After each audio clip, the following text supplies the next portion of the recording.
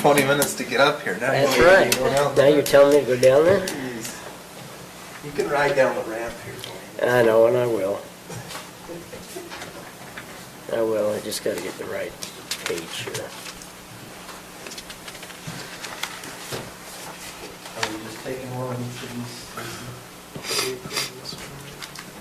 Yes, he is a man that's rewriting all of his trust paperwork and everything. And his trust attorney told him that he needed to rewrite his lease agreement into, yes. Okay, this So is it is an already, he already has that lease, he just wants it renamed.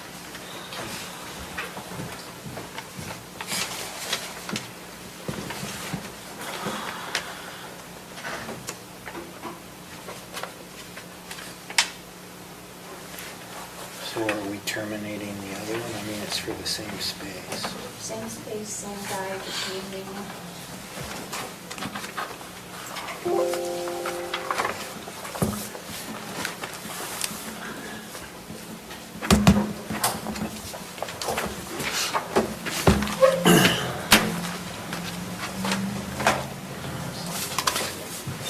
Ask.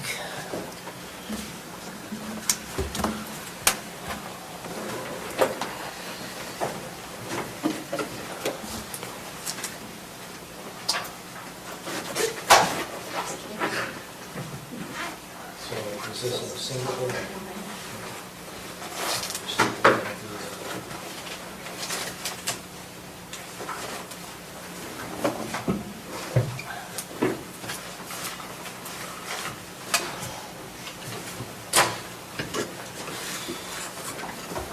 This is this year as of today.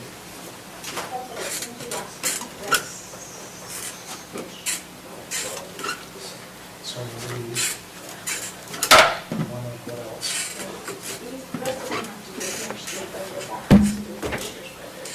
So do we get one of those? So we list this one.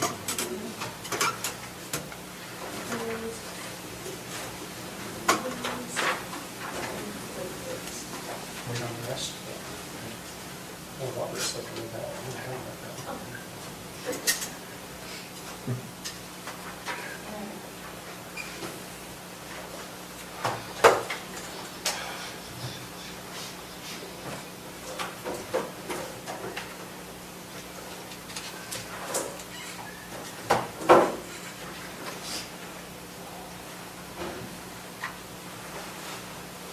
So not many of the departments have turned their budgets in yet. So I really don't have anything for us to really start on. So who has turned in their buckets so far? Glenn, Brenda turned hers in today. Is that reflected on this? That is this year's budget. This is just the actuals. Yes. So I need direction from you. Would you like to work on this year's budget and talk about budget amendments that we should make it in the next commission meeting, which is the paperwork you're looking at now? Do you want to talk about a strategy in how we plan on meeting for the next Tuesday from here on out? And how you want to approach next year's budget? Do you want to talk about wages and benefits? Do you want to talk about raising taxes? So really, because we have this plan, I just thought maybe what you should do is kind of give me some direction. So I printed off this year's budget. And if you wanted to talk about this year's budget, I can tell you about what I have proposed so far for budget amendments, because we need to amend this year's budget. If you wanted to go over this year's budget. If you don't, we'll set that aside.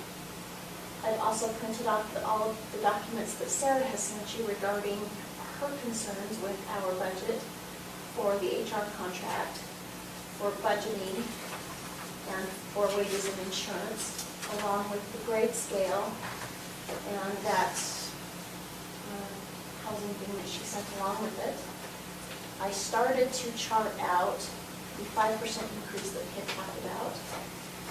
And then I also switched gears and just took a couple of departments and did the 2% $2 thing, She followed up with an email to you all regarding what Weaver County, the process Weaver County is going through. So, So you said you have calculated that? I started to calculate the 5%, So, and I've got that here. But then I also switched gears and I started to do the 2% and $2 and just played around with it on 2 departments so that you could see what the difference of that would look like. So again, would you like to talk about this year's budget? Did you D all over the budget? I would say we start with this year's. Start with this year. Let's start with whatever amendments we have, if there's whatever budgets that are over budget and what we need to work through with this year's. Yeah. I think. Did you look at the, Let me start with that. On the budget amendments, do we need to go through it, do we audit report first, or do we need to go ahead with the budget adjustment? these are the before budget that? adjustments that I have been holding since the first of the year. These are the things that you've approved in budget meetings. These are grants that we have received, and these are the certified tax rate adjustments. So these are the things that I know of that I've been collecting since the first of the year. So these may reflect some of the deficiencies that you see in the report that I sent you last week, if you made any notes on it. So I wanted to go through them. I also sent you an email asking a question about something that the Fair Board had sent me that I didn't understand at all, that nobody responded to me. So if you'd like, we can go over what I see as budget adjustments that we need to make. Yeah, can you explain that one to me? Yeah, and Stacy, you know exactly what that's about, because they've asked for it every year for 20 years. I really don't. So what it is, the way they used to budget for the fair is they would budget 25,000 in the expense category and 100 and whatever in the revenue category. And every year, the So it's fair just a board would come misunderstanding in. of how they. Remember how they'd always come in and say, where's our 25,000 that you guys allocated for us? And the response would be, well, you spent way over your budget of 25,000, you spent 130,000. And they'd say, okay, yeah, but we brought in 135,000 and we covered our expenses. So because of that issue that occurred year after year, we made the change a few years ago and said, we're going to budget the same amount for expenses as revenue on the fair, which we started doing, what, 2 years ago. And we're going to agree that any funding that comes in, or any money that comes in above and beyond our, revenue-wise, above and beyond our expenses, we're going to roll into the capital improvement fund. So I think they were under the impression that there was still that 25,000 that the county had allocated, when in fact, the only thing that was allocated from the county coffers, so to speak, is the $6,000 this year. So I. But what we do need to do when we calculate up anything that's above and beyond is we need to determine, or we need to remove that $6,000 in expenses from it, because we agreed that that was Right. coming from our funds. Right. And shouldn't be, counted against them, if that Okay. makes sense. Now, I don't know if we just, in doing that, we just increase the fair expenditure by 6,000 and the revenue, or what we do to balance that 6,000 out. And I can make sure that that doesn't happen. And you're right, that I do know about, but the way that it was left to me in the note was just that it was like Or something that. 25,000, Yeah. which is something that they've talked about for years, but they've never gotten that money. Yeah. Okay. In the chamber, we've actually cut a check for 25,000, so that's a different deal.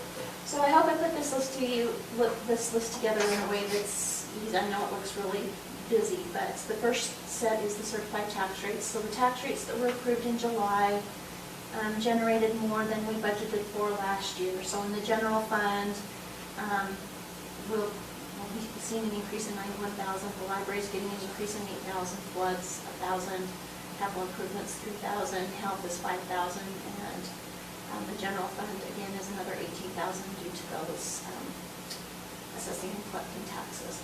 So with that chart, I've included the pages from the tax commission's website that shows the certified tax rates. So I will include that one in there.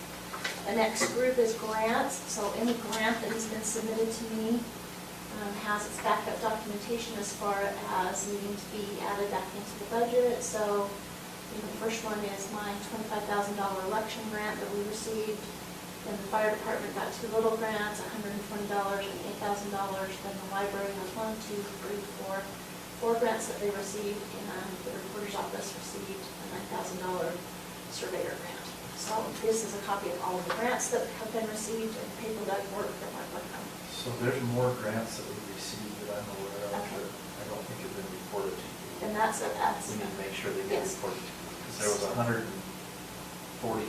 for the fire department for station renovations. That was not CARES money. Correct. That's coming from the. That's coming from UAC, Okay. actually. So here's what I explained to the library, how I explained it to the library and to Brenda that hopefully makes sense. When the independent auditors come in, they're going to say, I want to see a copy of all of the grants that you've received this year. And I'm going to pull out this piece of paper and I'm going to say, here's the election one, we got a reporter's one, and here's all the library one. And they're going to want to see copies of them. So I'm going to give them my election one, and they're going to say, okay, you should have received $25,000. Zach, I need to see in the general fund where you deposited it. Stacy, I'm going to need to see from your budget where you spent it. I'm going to need to see where the commission made accommodations for it.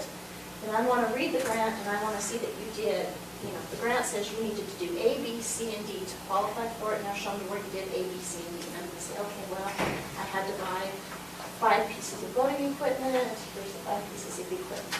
Here's where Zach put it in the revenue account. Here's where I spent it out of the expenditure account. And here's the grant. So, for example, with Brenda, she put it in the charges for service account. She said, well, this is surveying, this is a service, I put it over here. So we had to correct her and say, no, this is a grant. It has to come in and it needs to go in this special place. I need a copy of your grant. She didn't give me a copy of the grant. So I've gone and done all of that corrective action, and all of that is here and done. If I'm missing grants, those are my expectations. I'm going to see where it went into the grant account. I need a copy of the grant. I'm going to need to see where he spent it from and what exactly he did with it to make sure that we took care of the grant. What about it spent? Then that's going to be a 2020 year issue that we have as far as when did we receive it, and when did we spend it. Gotcha. So we received it this year, but we haven't spent it yet. Okay, and we have received it already? Uh-huh. Okay. In fact, we've gotten a check, haven't we? Well, which one? For the fire department, I think it's $140,000 from UAC for fire station. I have to look, he's gotten a whole bunch. I think there's several grants that are on here from the fire department that we need to get added. And I think there's some emergency manager grants too. Blake. I know we've received a couple.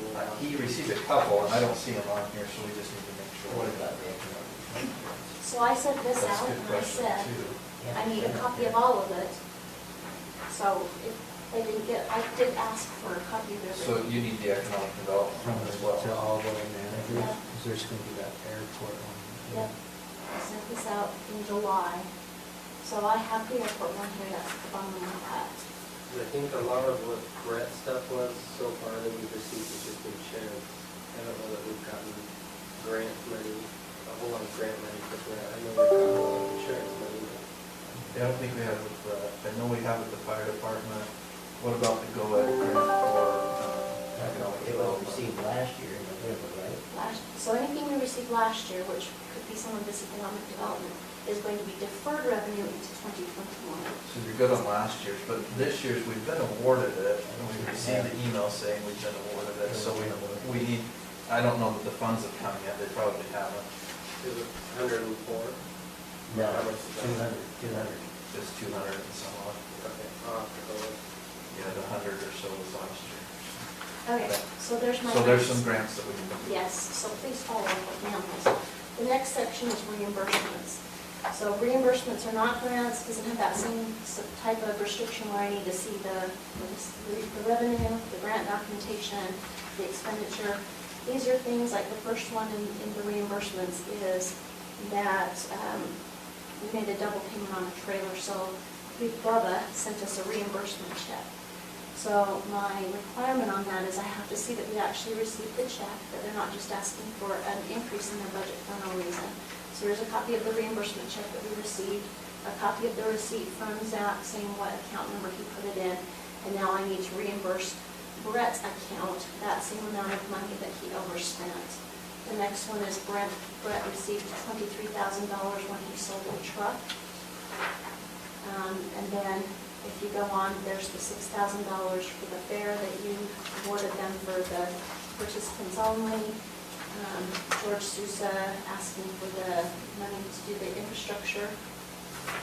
And then Zach, at the first of the year, came in and asked for a budget resolution to increase his budget by $5,200 for the wage difference. And then the resolution that you wrote authorizing the transfer of the funds from the flood fund. But we are authorized to take that flood fund and go to part of it, So you did part of it to go to emergency management, and the rest of it to go to the general fund. There's a copy of the resolution right here. Did we send the rest to the general fund? I thought we decided not to. I just thought we decided not to. Yeah, all we did was send it to the, Yeah. send 124, so that bottom one of 159 is not. Yeah, we didn't send that away. To be closed. Once funds have been removed from the fund, Mm-hmm. we haven't removed So you're just gonna portion leave them there. We're gonna leave it until we there. figure out what to do with the rest of it. I think Alright. we'd like to move them. but- Okay. So here's the ones that I have stockpiled that I don't have, that I have issues on. So one of our audit findings has to do with the Public Works Department and what we did with the trucks.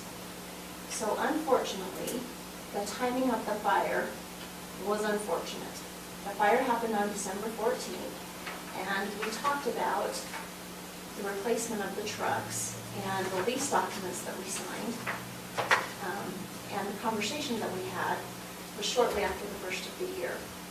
However, Brett went out and made the some of the expenditures in 2020. So I've got this to make the budget adjustments in 2021. However, some of this was done in 2020. So it shows a huge, what did he say, $1.9 million over budget in the road department for some of these expenditures related to the fire that was not supposed to happen until after the first of the year. But we acknowledged in our conversation that this timing and this timing was unfortunate. So we've got that issue. Okay, you just explained this to me. Sorry, can you tell me why it's an issue, since we discussed it with everybody and everybody knows what happened and why? What's the issue? What was the issue? What's the issue now? Well, it'll be a finding on our audit report that the money was spent in 2020, even though the authorization from the commission didn't come until 2021.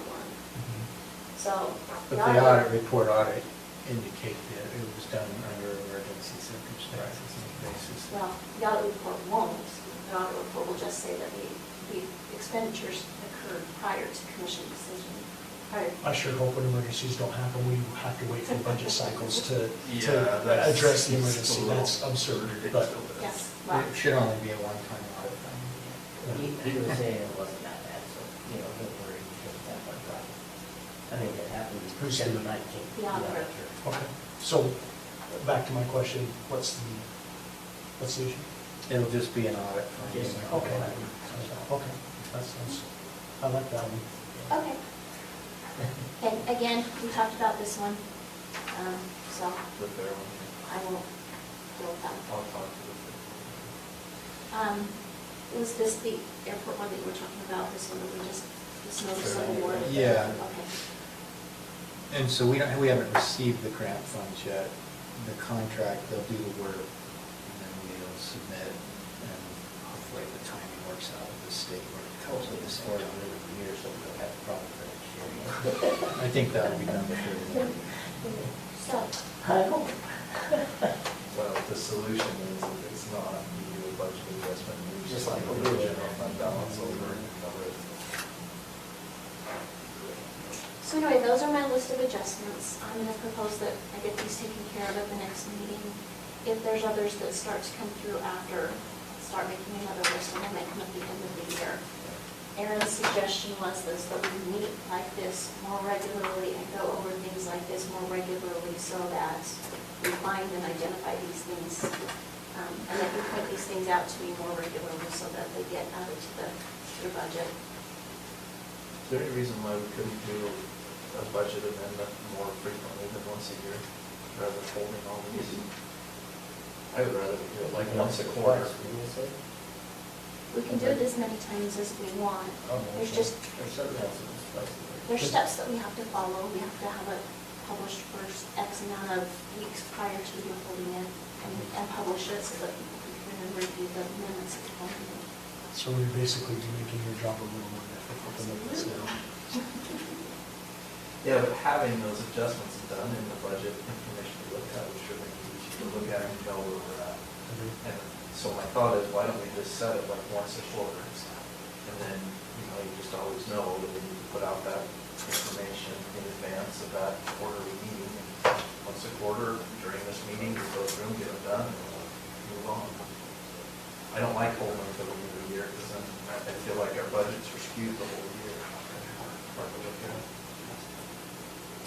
So will you see if you can find out the emergency management funds that are missing? I don't have any emergency management. I have 2 chainsaw ones from the wind event that came from Boyd, but I don't have anything that's emergency management. I don't have a problem doing that.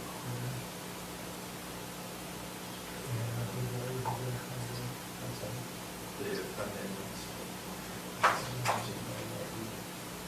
Did you say you had And 2? the other way to do it is that a third and a third, so you do one at the end of April and then another one at the end of August, which gets you updated in time for your budget cycle.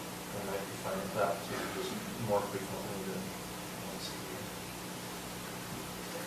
Okay. Pass sometimes we run and do it till December. So what about that EFC grant? Is that from, or is that from? It's they not just cash pay to for it? us, they just pay They it. just pay it. Okay, that's the same with the trails. It's through. So these WMRC. amounts are all accounts that are in motion to. Oh, yeah, yeah, too. Yeah.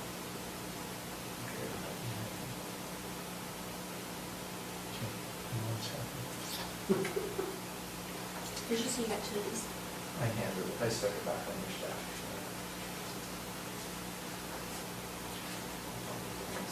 Did you have any questions about the? I've got a, well, I've got many, but Okay.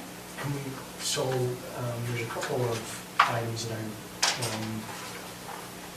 the COG dollars that we received, where's that? I thought that was a tax, is that, I don't know what that is, if that's a tax or not, or transportation dollar, country COG. I don't know what the cost is. Well, the transfer over, like for the road project. Yeah, it's supposed to be coming through as a tax, but, and not only that, there's supposed to be a certain amount in the budget, so, and it's a big amount, so hopefully we can, do you have any Talking idea? about what- the corridor preservation money? Yes. So not COG, but corridor preservation? Yeah. That was- I'm sorry, yes, COG, but corridor preservation comes underneath COG, and then they give recommendations on where that corridor preservation dollars go. I apologize. So we have a Yes. corridor preservation fund. Is that not a tax? Yes, it is. Oh, So. but we have don't the- show it in the tax. So we, right, so we have the general fund, then we have like the library fund, and a health fund, a recreation fund, and a corridor preservation fund, Okay. meaning it has its own department. So where's that at? And it's back in the 30s. I believe it's 31. Yes, it is, on page 27. So it's its own set of books. We don't mix it and mingle it in with the general fund. So how would I get a running total for that? So on page 27, This doesn't have the fund balance, just Yeah. And it looks like the amount's 110 every year. We might have received half up till now. Okay. I can definitely get you a general ledger printout that shows what's come in so far. So what's come in so far is 65,000, Yep. depending on the last time that we posted, and what's been spent is 66. I believe that's one check to Wilkinson Construction, and that's one big check to open about 66,000. That sound about right? Okay. And then one last question, I apologize, I should have this better. The ramp tax under recreation, I'm guessing that's under the Yep, supplemental. that's page 29.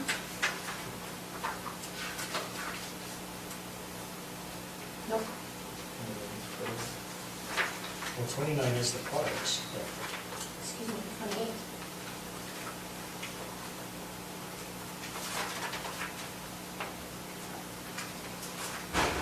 So, can we get a copy of this with two things? Percentages Yes. and the actual fund balances for each. So that will be your financial statement. I don't I'd know like to what's see that easier. particular one on Some a of you are regular basis. read the financial statement better, and some of you read just the worksheet easier, so. I'm sorry, Stacy, I don't mean to be picky, but where is it at on 28?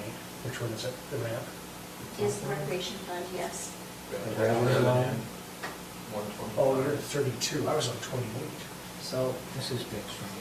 so you're saying that state payments, that's how much I we was looking at the receive, or first that's two. the budget amount? Thanks. Say that again? Okay, we've got a budget amount of $125,000. Correct. Current year to date, we've only received, is that received or that's Received. spent out with? No, that's, so any number, the first two numbers represent the fund, so recreation fund is 32. The second set of numbers in the 3,000 category represent revenue. So the top set of revenue numbers are the ramp tax. The second set of numbers have to do with I believe the pay-to-play numbers. So we have two revenue sources for the ramp. The ramp tax and the pay-to-play. We expect 125 from the tax and 200,000 from for the pay-to-play. What do you mean by, like, is that what they pay? Yeah, kids that's what the kids pay. So that's all we're collecting from the. For the recreation I heard fund, it was higher. 325. It's total. I'm just talking about the pay play and the miscellaneous revenues. Looks like we collected 235 and 52. Right? That's fine. Oh, Yeah, and that's today. We still have.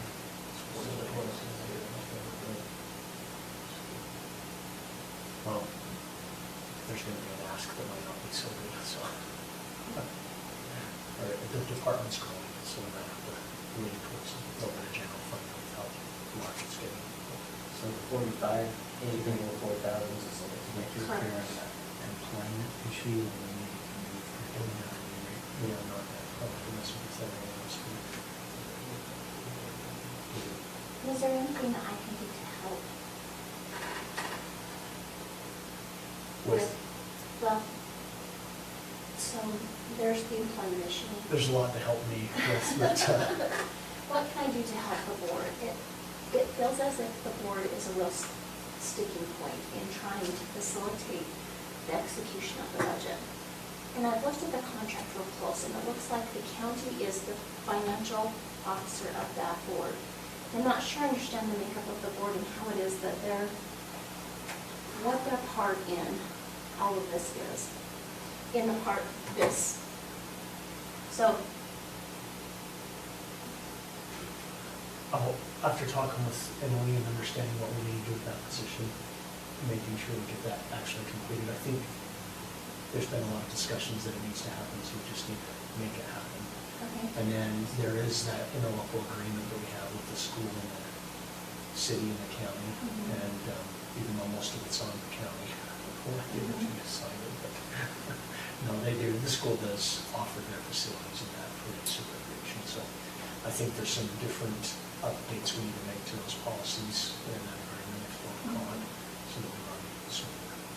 So my suggestion, or my observation, I guess is a better word. I can, when this was put together last year, it was basically at the county's direction.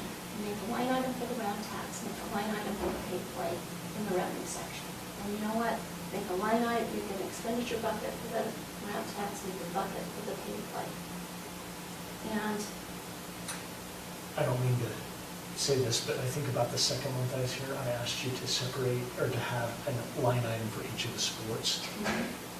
We haven't got there yet, but I think that would be much more helpful to say, this is what the sport's bringing in, this is what the sport's bringing in, and then we can allocate those dollars per sport versus having one sport supplement the other sport that isn't running as well. sure. There's a big concern there from my side. And then, Perhaps the pay-to-play fee is too low and one too high on the other direction. Sure. Correct. but then when we come to the expenditure end, because this is us holding on to these papers and doing it, don't you think that this is kind of your responsibility to look at and figure out how to deal with this? Aren't we the financial That's what officers? we're trying to do, Stacy. We are trying to figure this out. And we can't go based upon the past. We gotta go from what we see here. And we can't make any adjustments until we see. And so what we do with them is if we don't know it, we need to teach us. So we what's need to your, find out in our own way. You're saying you I'm not need disagreeing with expenditures what, by, so what's your point, I guess? So the suggestion that I had given before is that I compared this, conversations with the library. This is a tax-funded program just like the library, and because of that, we should kind of model it as we've set it up like the library. This is a department. And so, And we have yet to hire an employee in the department correctly. Fair. no, and when that happens, that's going to be the first shot. That'll be the first great accomplishment. I know that you're already on the road to making that happen. But what are we going to do? We need to figure out how to run maintenance over there and fund it. So you're getting into the details now. Yeah, I don't want to get into the details of the issues we have, because I could probably keep you guys here for about 2 hours just on recreation today. That's not tomorrow. But I'm not disagreeing. I mean, there's a lot of, and I think it was because of the change, because literally last year they changed and pushed everything over to the county and said the county would take care of it. So we're really figuring out how to take care of it correctly. I agree with that 100%. There's, and I don't want to prolong. But thank you for the suggestion. Agreed. it sounds like though, what really needs to happen is you need more line items here, like built out so you can see them in the details. Because there's a lot more to it than the 10 line items that are here. Each year would be good. Yeah, one great example is we have flag football, we have soccer, and then we have softball that all play on the one Rexplex field over there, well, two technically. We're trying to get percentage of how much soccer is being used, a percentage of how much softball is being used, and baseball, and then a percentage of, and then once we get those percentages, then we know how much maintenance should come out of each of those budgets to keep those fields up and running. So it's quite a big ordeal we're taking on. It's a lot, let's see, the referees, they're no longer just volunteers, if I want to say it that way. We actually have to hire all of them as employees per the new HR recommendations. So we're running it completely different than we have ever. So not only is it on the human resource side, director side, but also on the maintenance side. So, yeah. Any further suggestions, feel free to email me. My number is, thank you for the update on that helps, Stacy. That's something that you guys to know.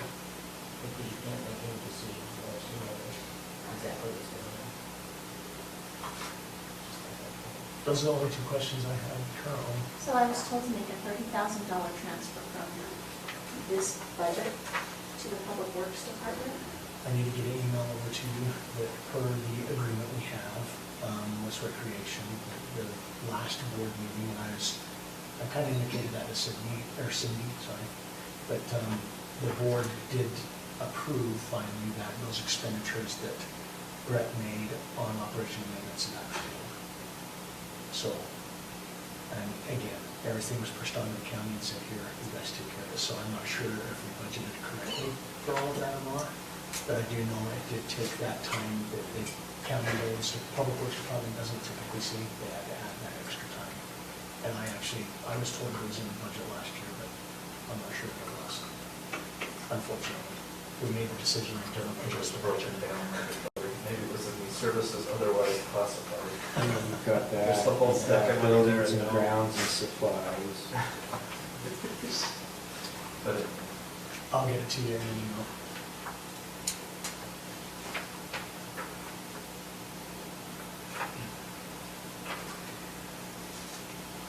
Okay, so I was gonna say, if there's not more on this year's budget, I'd like to talk about our process for budgeting.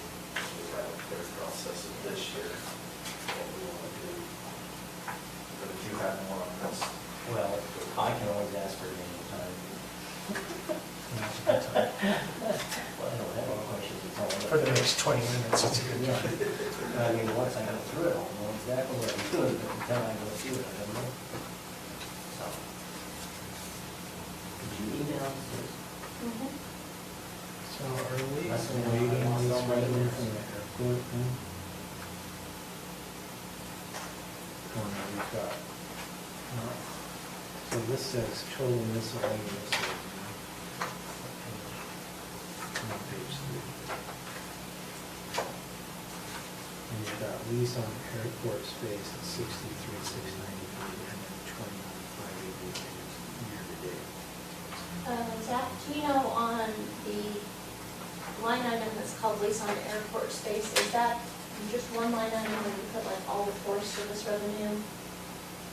It all comes in on one line item, including just the regular lease space. So I would assume that that's, we're still anticipating, do they pay monthly, quarterly? So we get like money to the treasurer's peak every month. From the Forest Service? Mhm. So I would guess that that's just the remainder of the year on the Forest Service. But what about like the hangar leases? How often do you get hangar leases Those come in during taxes now. during the taxes? So we tax on them, so it'll come in October, November. Okay, all right, so that's why it's not short. They just changed that this year. Last year, and the year before, it was just being billed and they would just pay it whenever Joe decided the deadline was. It got changed to be a tax now, so it comes in October, November. Okay.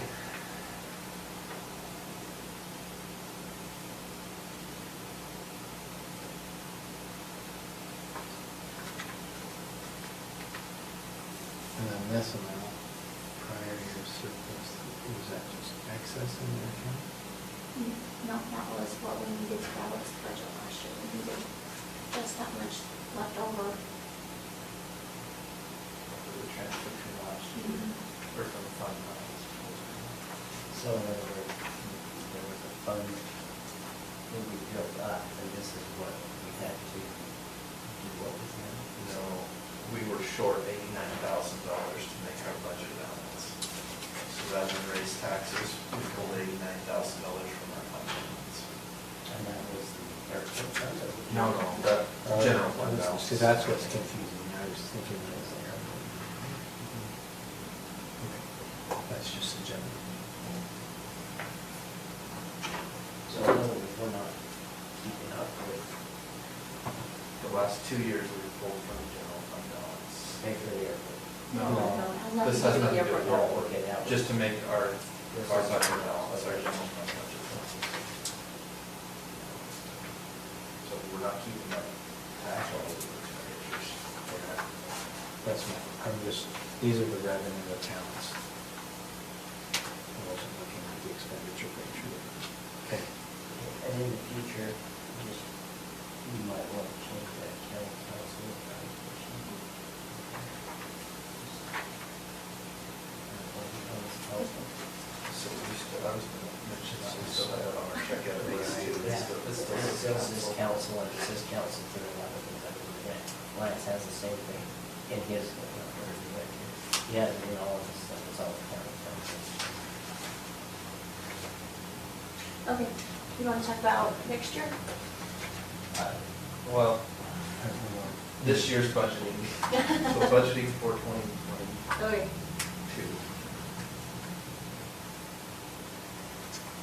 That's our process. So we've got meetings lined out For every Tuesday. every Tuesday. Starting at 4 until October, and then starting at 3. And what's our plan for next week? I thought we were starting at 3 on the offers. October. Just for our week long. Okay. Do we want to start to get with those that have turned in their budgets for next year? Do we want to start maybe bringing in and talking to them about it? And how? And did you want to look at the overall, what we talked about, the 2%? Yes. Over 2%? It would help me if you would give me some guidance on how you would like to project wage and benefit line items. Sarah sent you an email that said that our benefit changed and it's now down to 5.9%. So that I can calculate in. I went through and just did a 5%.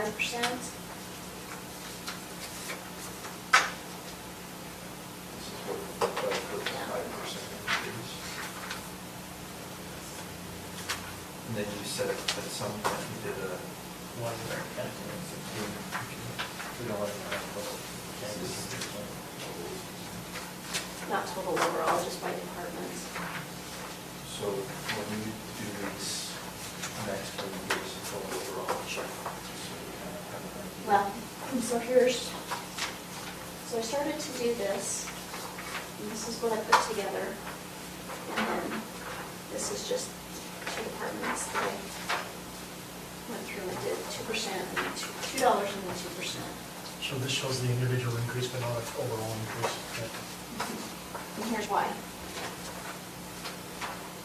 Because department heads have contacted Sarah, sorry, not Hannah, and are asking for individual increases per department. So these are just flat across the board where they're at now.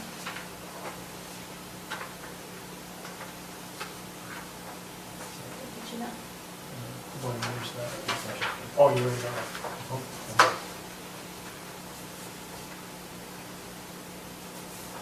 Okay, I thought we had discussed we were not enrolling in the position. Can you take that out? That's what I thought we had discussed the last time. We discussed this. We were not going to raise any of the So that, elected officials, but it was all the employees. so that was all of us that discussed that? I don't You did it in our last meeting. I don't remember determining that. Yeah, go back and read the minutes. Not the minutes, but just watch the, you go watch the minutes. Who said that? You guys, all of us, we all discussed that in the last one, when you made the recommendation to But her. who said yes, we were going to do that? We all had a discussion at the end of our meeting, which she was asking us. Can I make a recommendation, we still show it, still show it? Just show And then we can it, make, yeah. ultimately, we can make that decision. I agree with that, but I'm Okay. just saying that we should not be looking at that because we had just made that. Because of the adjustment made recently to the elected officials' positions, that was the reasoning, but you can look at it, put it on the video.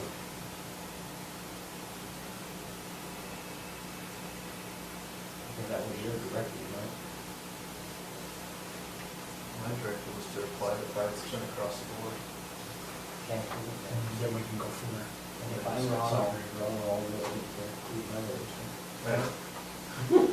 I seriously will. You seem to be very worried about it, but I'm not. It's not, yeah, not a big deal, we'll just keep it on. Yeah.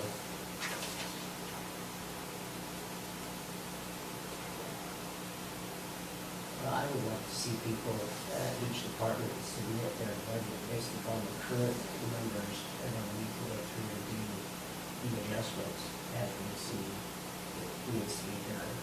Because right now, we have issues in the assessor's office, and not the assessor, the sheriff's office, really good people right now.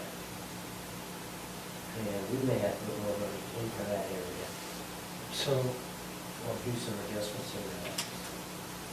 that may be true. But just looking at these calculations, I think given what our salaries are, that the straight 5% costs us less than $2 plus 2%. Costs us about half as much for the assessor's office, because that's a total of $26,000 increase versus $12,000. And I thought Sarah had an explanation of why the $2 and 2% versus the. Hers, she did, because their department heads are paying more money, that's Yeah. fundamental. The difference is. And that's why. I mean, yeah, and that's why I was thinking too. So I think it probably is a good idea for them, because if you have somebody who's making, north of $125,000, that probably makes more sense. So 5% for them is quite big, And maybe that's what we discussed. Yeah, I mean, it's different if you look at the attorney's office, the $2.02 is 11,300 versus 1,700. So that's exactly the difference. I'm not opposed, I actually kind of like the logic behind that, to be honest, rather than just a flat percentage across the board.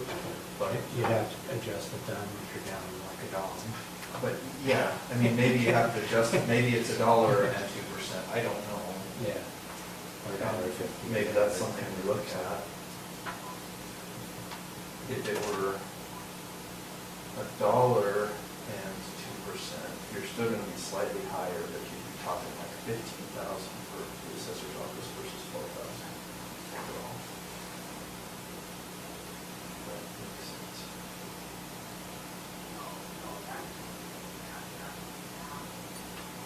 And you'd be almost exactly the same with the attorney's office if you did $1 plus 2%.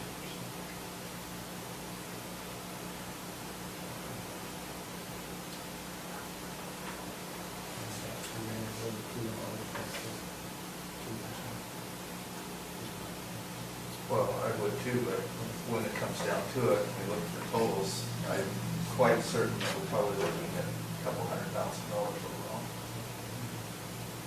And Can come out of your budget. one of your percentages of cost of living. What's that? Yeah, the whole 5% is essentially cost of living. And so, not to cause an issue, but when you do cost of living, do you pick and choose when you cost of living? No. It's No, but their approach is to, instead of doing a cost of living of 5. Oh, no, I $2 understand, I understand what Sarah was saying, You're I was going back to the what Blaine had said. officials. Oh. And I'm not, That was not, if that was said, it was not my intention by any means. Well, I don't remember you saying that. I don't call either way, but it wouldn't have been a final determination. No, it's just a discussion. Here's what I would like to see, Stacy. I love what you have here with the 5%. I would like to see an overall total of what that represents. And then I would like to see it broken out just like this. But we need one more column in here okay, that shows what the $2 increase is. Or I don't even care if you have this with it, just have just the $2 increase. just $2 with no 2%. No, leave the 2%, but what I'm saying is right now, to determine what this difference is, I have to subtract that from that. Oh, I did. I just need another column that says the $2 represents, it's another, what is it, $4,000 per person, basically, right? Okay, So, and then a total for all of it, so we could say, okay, this is what it looks like. okay. So the challenge that I had was when I talked to Emily, and I know that we've already talked about the sheriff's office, we've got that determined. Each of the individual departments are coming to you with specific requests. And I'll tell you about my department specifically. We've got Leslie, and Sarah and Emily concur that if you look at this chart that they've given you, my department is ranked at a 12, and the treasurer's department is ranked at a 14. And they've got, they believe that when the chart was put together, that the chart was put together incorrectly because the treasurer and the clerk's office should have been charted the same. And So I have that chart. It's in It was in the- the- I don't have it here either, but so you've got the deputy clerk auditor, and I've got a deputy clerk auditor 3, and in the treasurer's office, it's just a treasurer, no ranking. But the deputy clerk auditor 3 is ranked lower than a deputy treasurer. I've got a 28-year employee that's making midpoint at a lower ranking. And, so anyway, they've agreed that I could correct my scale to be the same as the treasurer's, and that she should be making the maximum because she is close to retirement. So we need to make a correction, not a promotion or anything, but a correction in my department. And actually, we might have a few others who are gonna say the same thing. What? Or somebody raising their hand in the back. All maximum. You want maximum? Yeah, for my guys that are, that's the case. We don't want to look at their maximum. I think that's No. great, but I think we need to look at these as two separate things initially and decide are we doing these increases or not. Yeah, well, I'm just saying that when I talked to Emily, she said that each of the departments have contacted her and asked her. For For their their- information, so they're all gonna come up with their own. For purposes of our budgeting, though, I would prefer to look at it with whatever numbers we plug in from here. And then when they come in with their individual, we can say, okay, what's the difference between what we've already plugged in and what they're asking to do? And we can put that in as well and look at it. You know what I mean, like we do. Yeah. We've got to have some sort of definition or explanation or some kind of paperwork that backs up to why are we paying more, what, you know, why this, why that. We can't just come in and say, hey, I think they need to be paid more. Well, Okay, gotcha. why is that? Do we have other deputy, what would you call it, deputy clerk auditor, whatever you want to call them? Do we have others that are the same, you know, same population as our county, what are they getting paid? Just any kind of backup documentation would help. We've got to have something. And I think this is a good start, but then This is when we actually go- what we have in place right now. This is our adopted document. when we have actual increases and how those fit in a chart and why do they get that increase or not, and who deserves increases and who doesn't, it's a very technical HR, and we just got to make sure we're doing it correctly. So, would be my suggestion. What is the grade mean? It's just a classification of position. Your animal control officer does this grade of a position, and your maintenance facilities does this grade of a position, and your office staff does this type of a position. It gives you And so you're saying this should have been 14? correct. Well, that should still Correct. And it's basically a matrix, just an Excel spreadsheet and grade, low grade to high grade, and then it just gives you steps. It keeps you in line. It's actually a decent method, I think. And if you get to the end of your pay scale, then you have to have a new job description to even come down to that higher grade. It keeps It's a great method if we follow it. if we follow it That's our correctly. problem. Because they've had multiple of these and not followed them. Yes. So if we wanted to do step increases year to year, or do we ever want to do that? So we're gonna do something that we have to do that.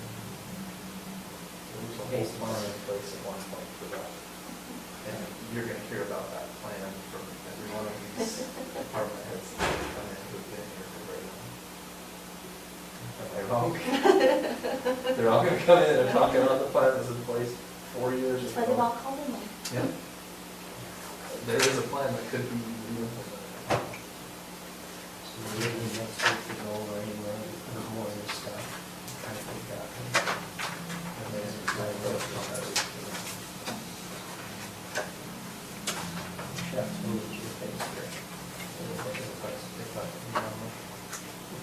Teams. on the phone.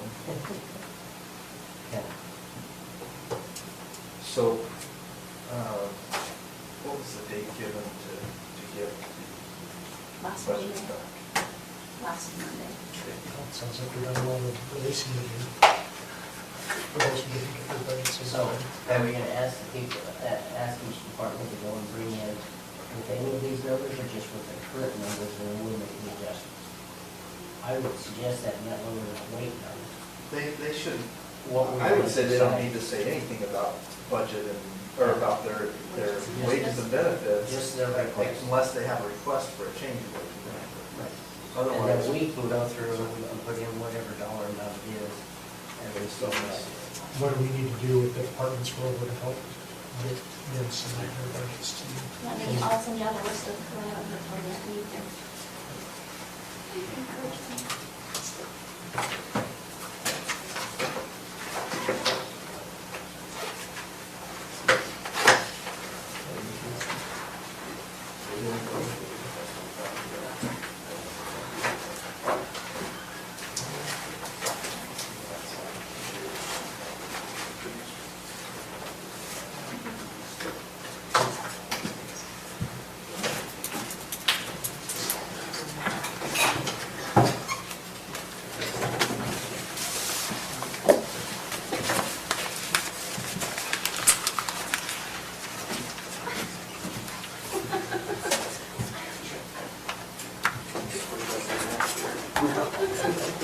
legs get pretty darn strong. Real strong. A lot stronger than your left. Yeah, my left leg's not strong at all for the duration of winter.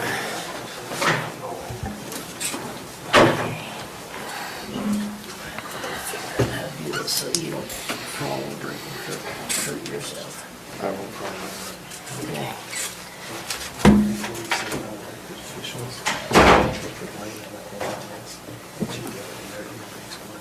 Yeah, no, well, I'll talk to you about it later. And yeah, okay.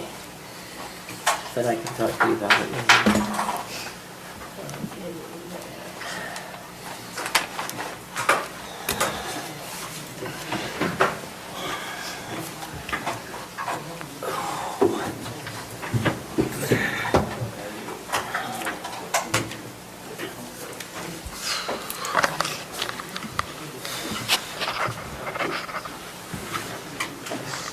I think I need that. Except to stand up to do the Pledge of Allegiance.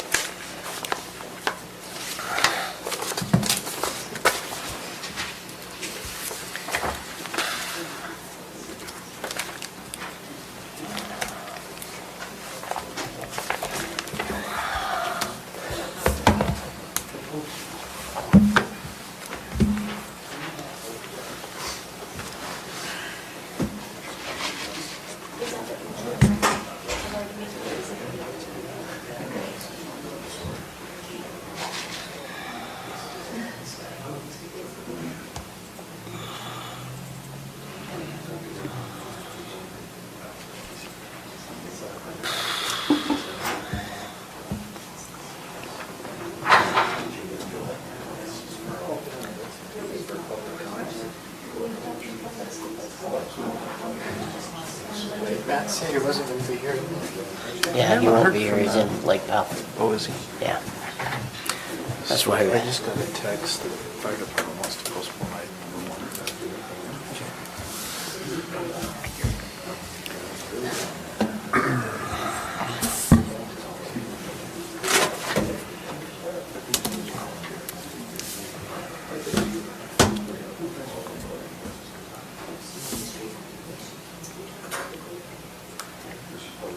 Can you do that prayer? Sure. Wait for me to get standing up.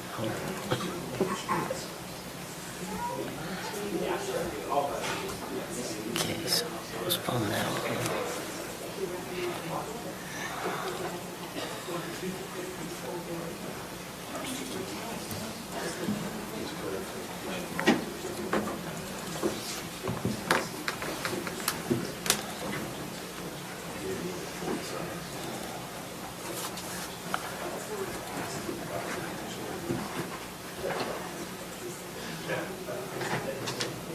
All right, we'll go ahead and begin our regular meeting of the Morgan County Commission for September 7th, 2021.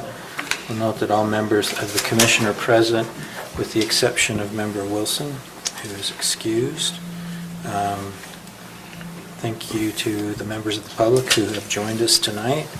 And we'll begin with an invocation and a moment of reflection by Member Newton, followed by the Pledge of Allegiance. Our Father in heaven, we come before thee this evening and we give thee thanks for the beautiful community in which we live and the great people who live here. We're grateful for all that we've been given. We ask thee to bless us as we discuss the needs and desires of our community, that we will make wise decisions and be able to help those in our community. These things we pray for in the name of Jesus Christ. Amen. Amen.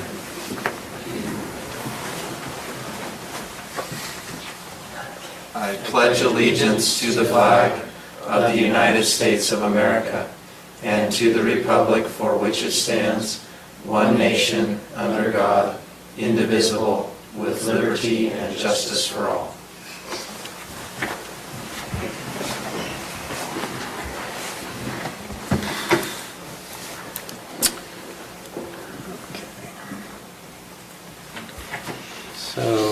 With respect to the consent items, it's the approval of our August 17th, 2021 minutes. I had just a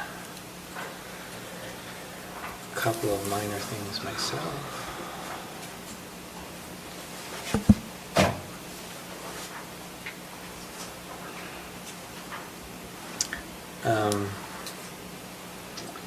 On the public comment period, item D, Phil Larson's comment, I think there just needs to be an E, rationale, as opposed to rational.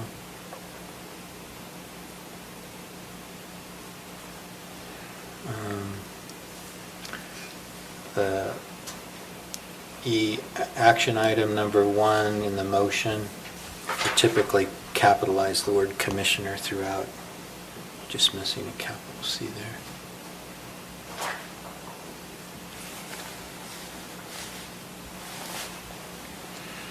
That's all I had. Any other changes or comments on the minutes?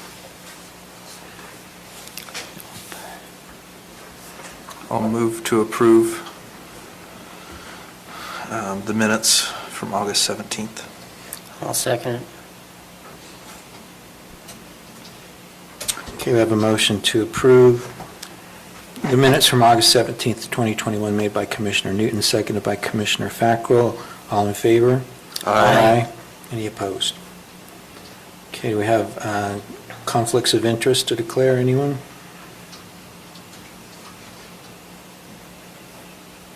Okay, if not, we'll move to public comments. For anything, if there's something on the agenda scheduled for a public hearing, then you won't need to address that during the public comment period. But if it's not, feel free to do so, or if there's just specific things that you want to raise with the commission, you can do so now. Please Okay. state your name and address for the record. Okay, I'm Kevin Thurston with the Morgan Conservation District, and we are having a short presentation and a dinner over at the fairgrounds on the 22nd, and we just personally like to invite the council to come over to that. Thank you. September 22nd at the fairgrounds. Yes, and I'm at 6 o'clock, and then the dinner will follow at 7. Okay, thank you. Thank you. Anyone else for public comment?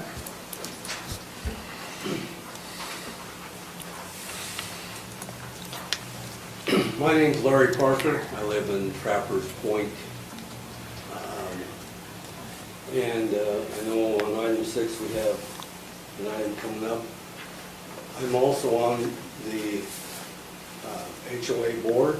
The board has not voted on this, but I wanted to let the council know that the board would not vote in favor of having a change in our, what the problem is having an emergency exit through Trappers Point.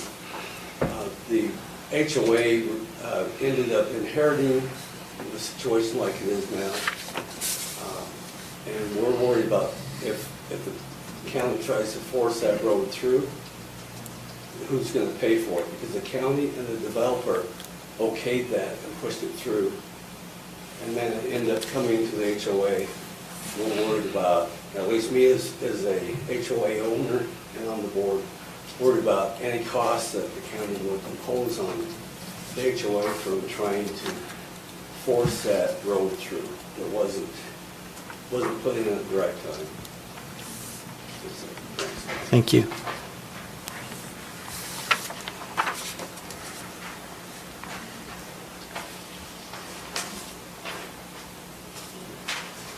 Everybody a copy of this. Good, Anita. Okay. Thank you. Right.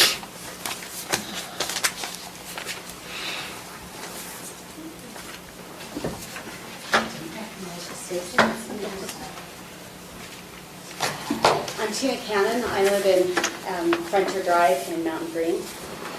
And what you have before you is the current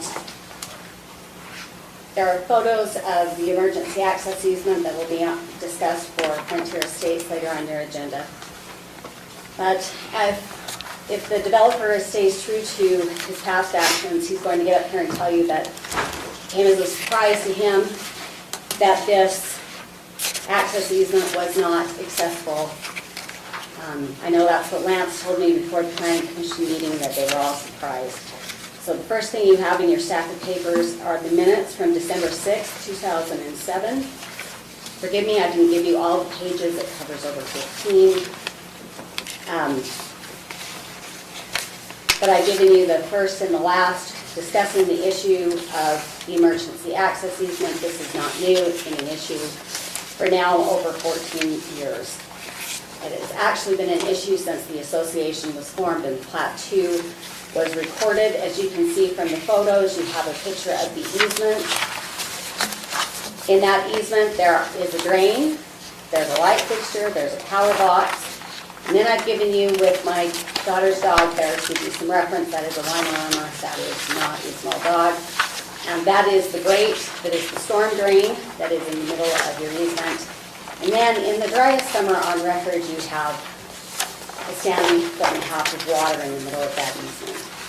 And then as your final option, because when I brought this question before the Planning Commission, Lance informed the Planning Commission that an emergency easement, an easement can be given to the use of anyone. You have a memo, this is a legal memo, quoting chapter and verse and Utah case law indicating why and how and what the case law is for giving an easement access to a third party. It is not possible under Utah law. So to summarize that, I'm going to quote Shakespeare for you. What's in a name? A name means in Utah that legally you don't have to take responsibility for the landslides that you do under a corporate name, whether that be Hidden Hollow, whether that be Creekside Drive, whether that is the removal of the Hayes home at the expense of the county, or whether that is the Frontier Drive landslide. And yes, this is Frontier Estates. That also means that you cannot have legal access to an easement in the name of the association when you are not part of that association. So, thank you. Tina, can I ask you a question? Sure. So this last memo, I'm just, so it's to the Morgan County officials. Is this a current memo or something from the past? That is a current memo.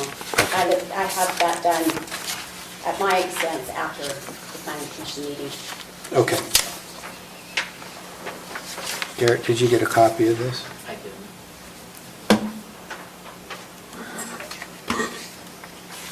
Let's go ahead and make a copy for Just Garrett. give me one. You can get a copy for me later. Okay.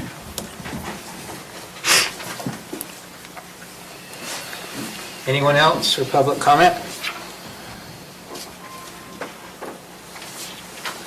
I'm George Souza. I live one house away from the proposed development at Frontier Estates.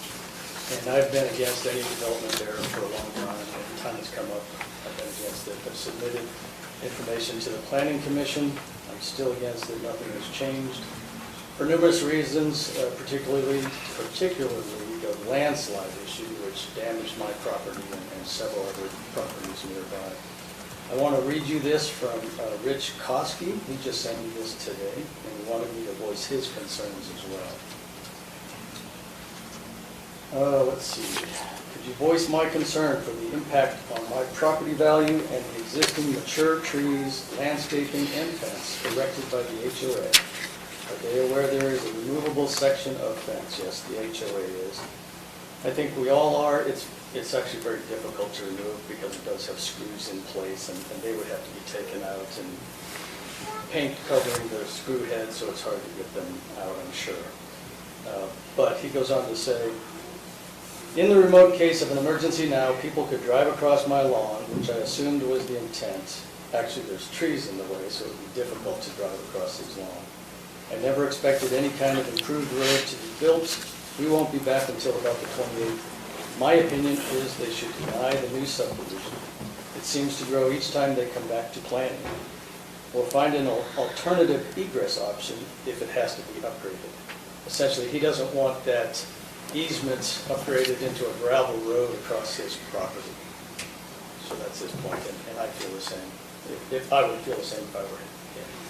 So he's the owner of the lot on the north side of the easement or the south side? I believe it's the north side. It's the southwest, Southwest, okay. because it's a diagonal that goes. Okay. So it's not where the It is. fence is?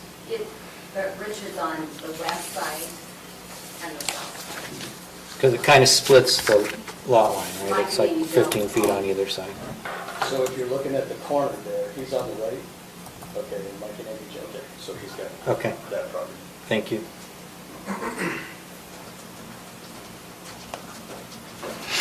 Good evening, thank you. My name is Kathy Haas. I live on 6841 Frontier Drive.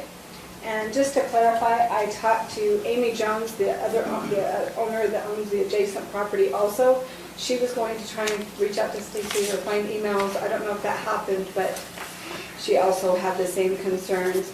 Because of the timing of this meeting being at 5, a number of people wanted to come and weren't able to.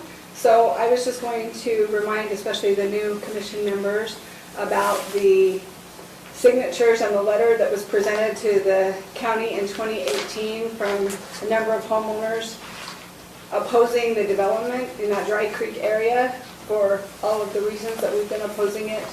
Since the second landslide, I know,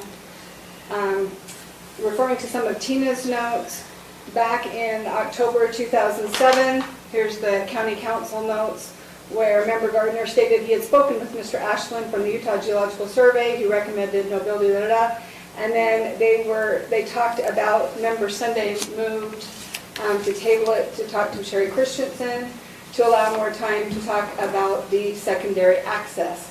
When they came back a couple weeks later, Member Cox moved to remand it back to the Planning Commission regarding the secondary egress.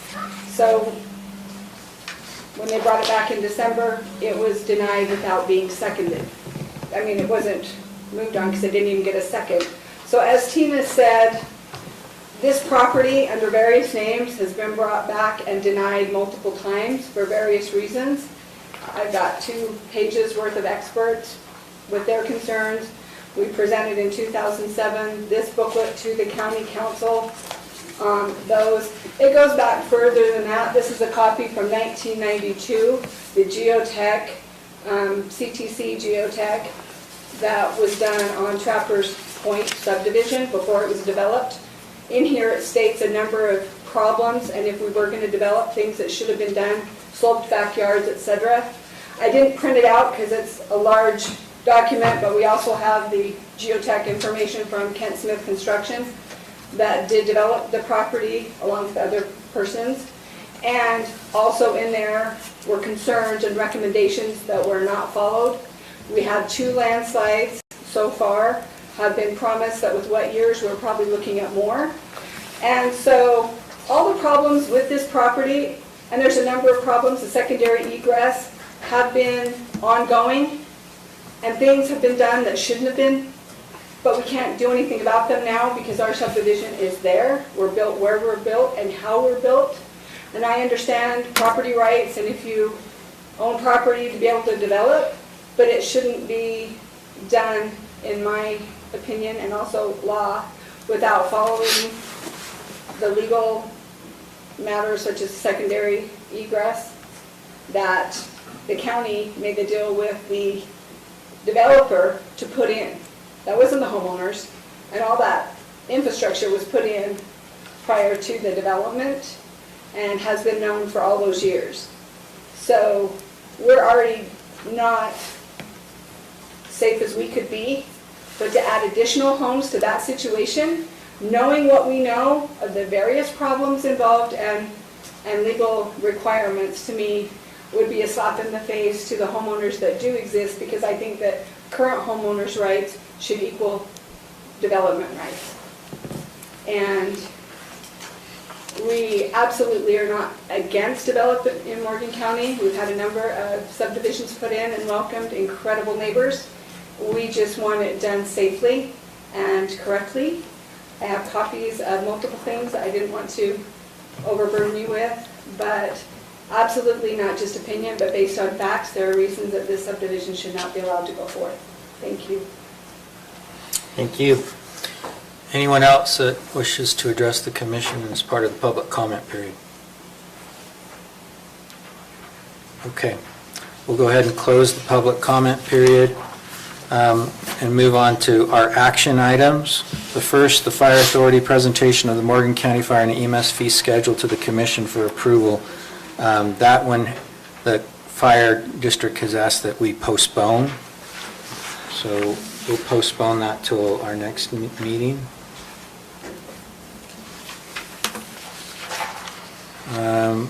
And then that brings us to Brett Heiner, replacement of county salt shed.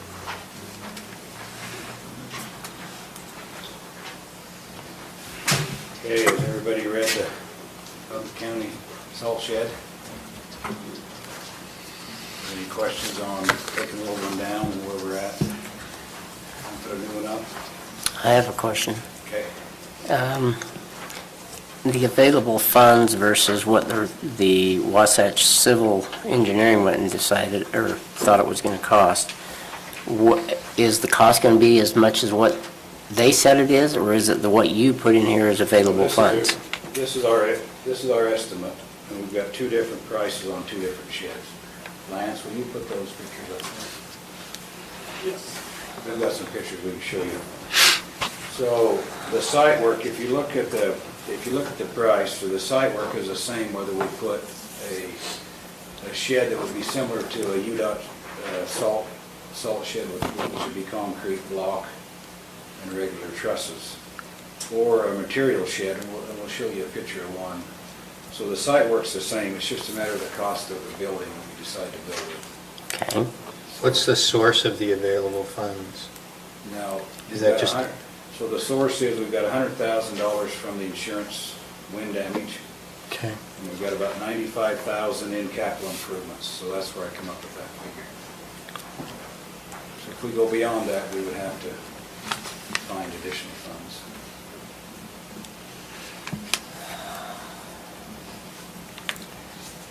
So that's the reason for the two prices, but if you look at them on the site price, it's the same on both bids. And that's basically for the parking lot and the foundation. So if you look at this one, this is Syracuse City. This building's been up about 12, 13 years. This is it's kind of a common UDOT, and well, in some of the UDOT sheds, it's real common in a lot of Wyoming road sheds, salt sheds. They've actually got a regular foundation. A lot of them are put up with the blocks, and that's the bid that we've got here to put up with blocks. That's called a coverall building. That building, as far as the cover lasted, just till this year, so it lasted about 12, 13 years and had to be replaced. The cost on that was about $14,000 with the labor to put it up. So roughly about $1,000 a year in maintenance cost to put that up. They do work very well, but they're not, of course, they're not as good as a concrete building. Let me ask you on Cost is a that. lot lower. What's that one? I know coverall buildings are warranted for 20 years. So if it's warranted for 20 years on that fabric, why wouldn't we, why would it only last 14? On this one, they could have went longer, but they started getting wear marks and got worried about it. They could have went a little bit longer. They said 15 years on theirs, so I don't know about 20. I'm not sure about. That's what when I was looking at them, that's what they were 20 years. 15 years, I think, on this one. Okay. So I'd be surprised if it went 20. I'm not sure. I've seen, I've heard one go 20, but we could check into that. Okay. The cost, if you look at the cost on those, the difference, you're looking at $284,000 difference on the funds that we have available to do the project. So it's a big difference. Of course, if it was possible, I would like to see us go with the Nashman. That'd be a 100-year building or plus, I'm sure. Let's go to the next one, Lance. This is a UDOT shed right by us. This shed was put in 2017. That's roughly the same size, even though it looks longer because the back third of that building is a different building. So it's roughly 40 by 60, about the same size. You can see the height's about 20 feet tall. That would be real similar to that building that we've got priced here.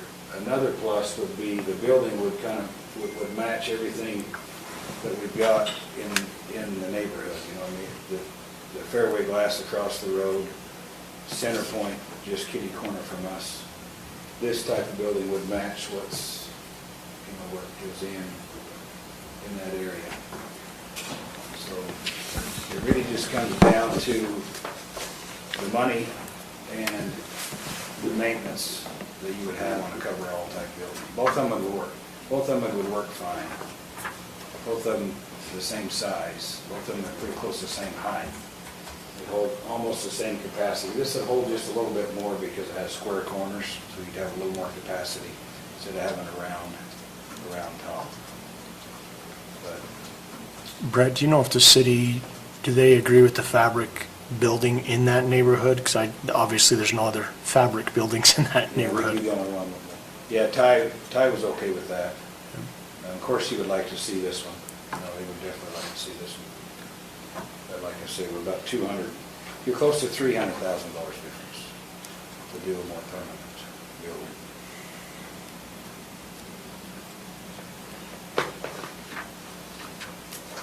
The old one only lasted about 110 years.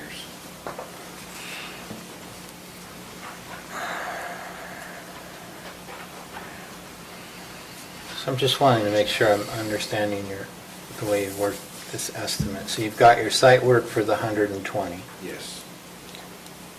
and then you've got the salt shed building still staying with fabric. That's the 40. Yeah, and that's with the labor to put it up. 48.5, so you're at And the 168.5. block, then the foundation's about 85, and that might go up a little bit from what I'm finding today. Them block are a little bit harder to get than normal, like everything else. And that's another thing that we'll talk about here when you run out of questions on the building part is the time frame to get it put in. You know. That's a little bit of an issue too.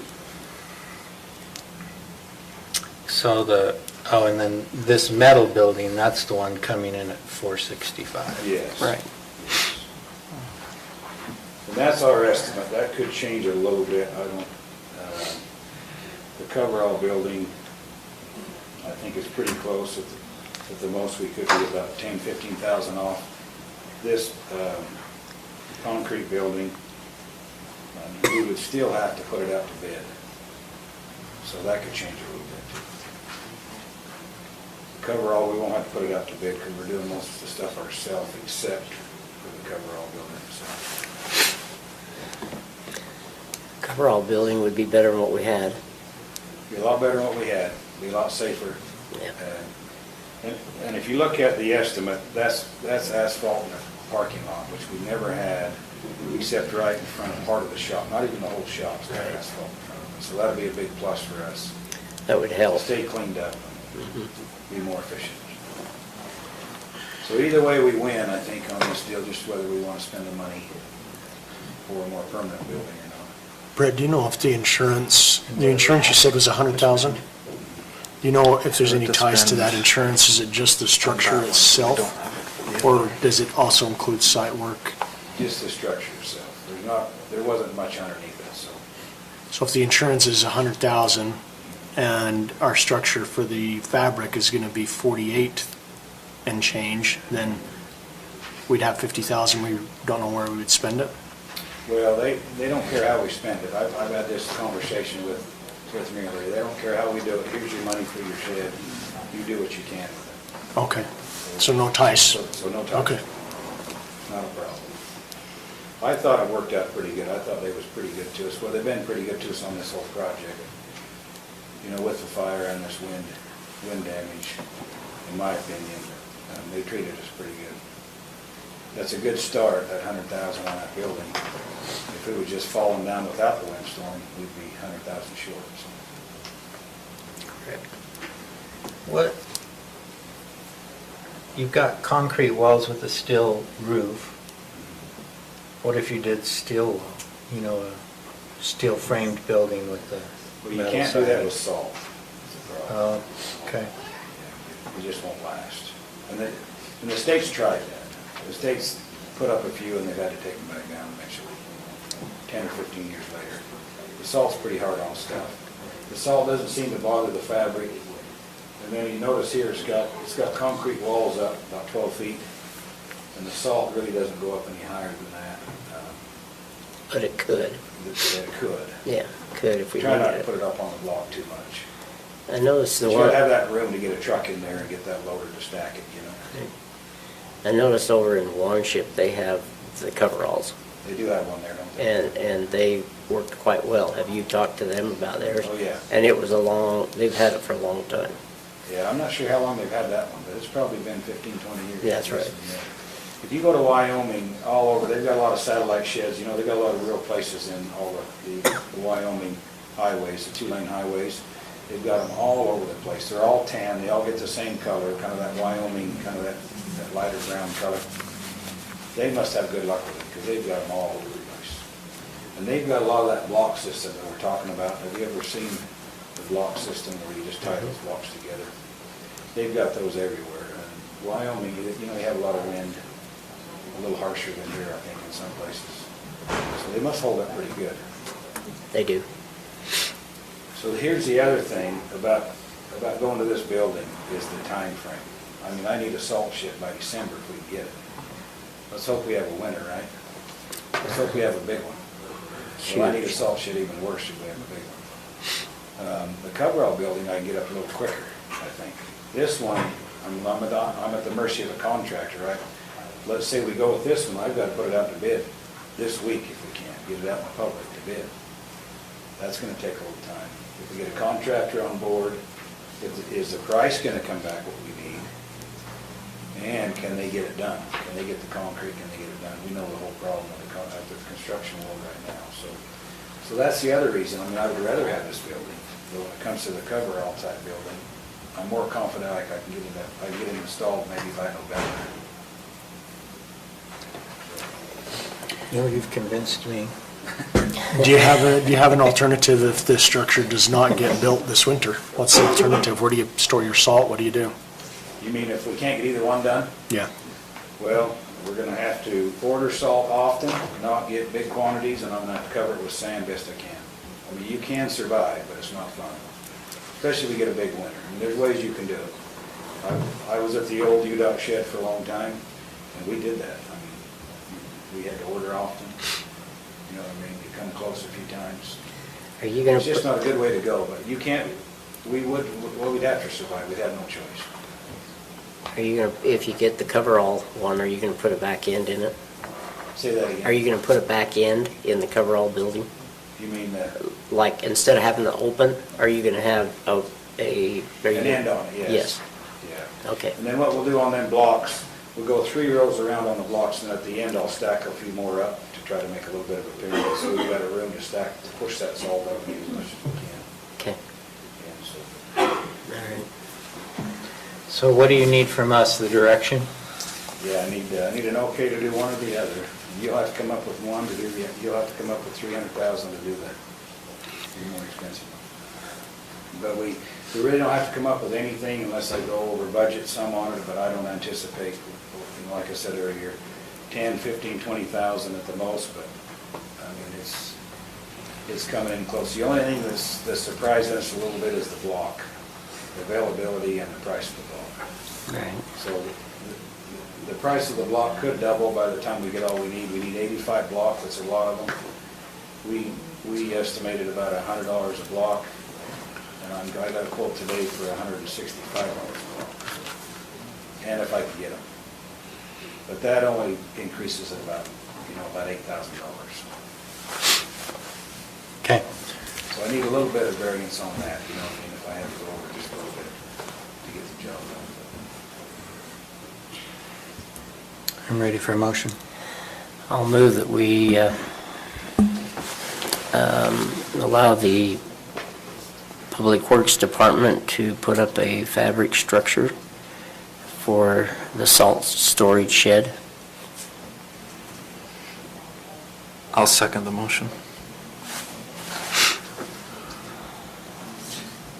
So we have a motion by Commissioner Fackrell, seconded by Commissioner Newton to approve the road department's installation of the county salt shed utilizing the cover-all fabric method and the funds identified. Any questions on the motion? You worded that quite well. All in favor? Aye. Okay. Thanks. All right, Mr. Richens, motorcycle race series at fairgrounds this fall and next year.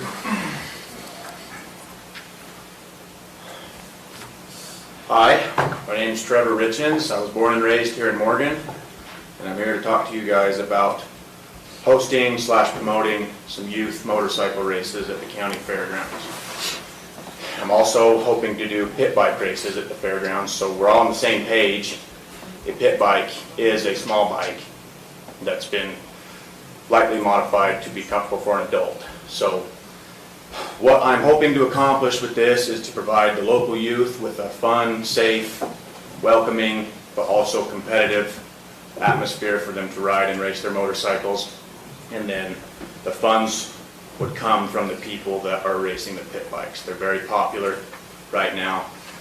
And after seeing how successful our most recent fair was, I'm very confident that I can bring a lot of people to come race their bikes here at the fairgrounds and get a lot of people to come support this. And this has been a lot of work for me, a lot more than I had ever anticipated it would be, but I've also had a lot of help. And I've done a lot of work. I have an astonishing amount of sponsorships, way more than I thought I could get. And I've been to several pit bike races within the last 2-3 months, and the most recent one had over 100 bikes there. And that was just something that somebody does very casually at OCA, that track out in Willard by Smith and Edwards. And what I'm here for is to ask for your advice, your guidance, see what help is available to me. I do have some equipment that's been offered by some local businesses that are willing to help sponsor me that way with equipment. I have enough skid steers, I think.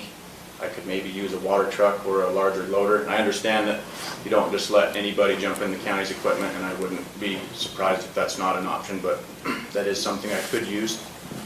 And my goal with this is for this to be a very fun event for the locals that has a different vibe than most motorcycle races. There's not many promoters around here anymore that do this. That's not ultra competitive. Most of these races now are just for people who are, aspiring for some sort of a racing career, and I believe I can have something that's different. There's nobody that does races under the lights anywhere close to here anymore. I want to do one this fall to just get one under my belt and understand how this is going to work, and maybe there's things I overlooked, maybe there's things I focused too much on, and then depending on how this one goes, maybe do more in the future. So I have talked to Mr. Brett Heiner and one of his employees about how this would be accomplished as far as the fairgrounds go, and I am willing to go above and beyond to make sure the fairgrounds are put back to their original state. I'll do all the work myself. I don't want to have to be a burden on anybody from the county or from the fairgrounds, or, I want to make this my responsibility. I have started a DBA for this. I have a bank account for this. I have an insurance policy lined up, ready to go. I've got all my sponsors on the phone ready to go. I just got to get a green light from you guys and see what needs to be done. So I'm hoping that I can bring some money from outside. People can come spend it here and then get out.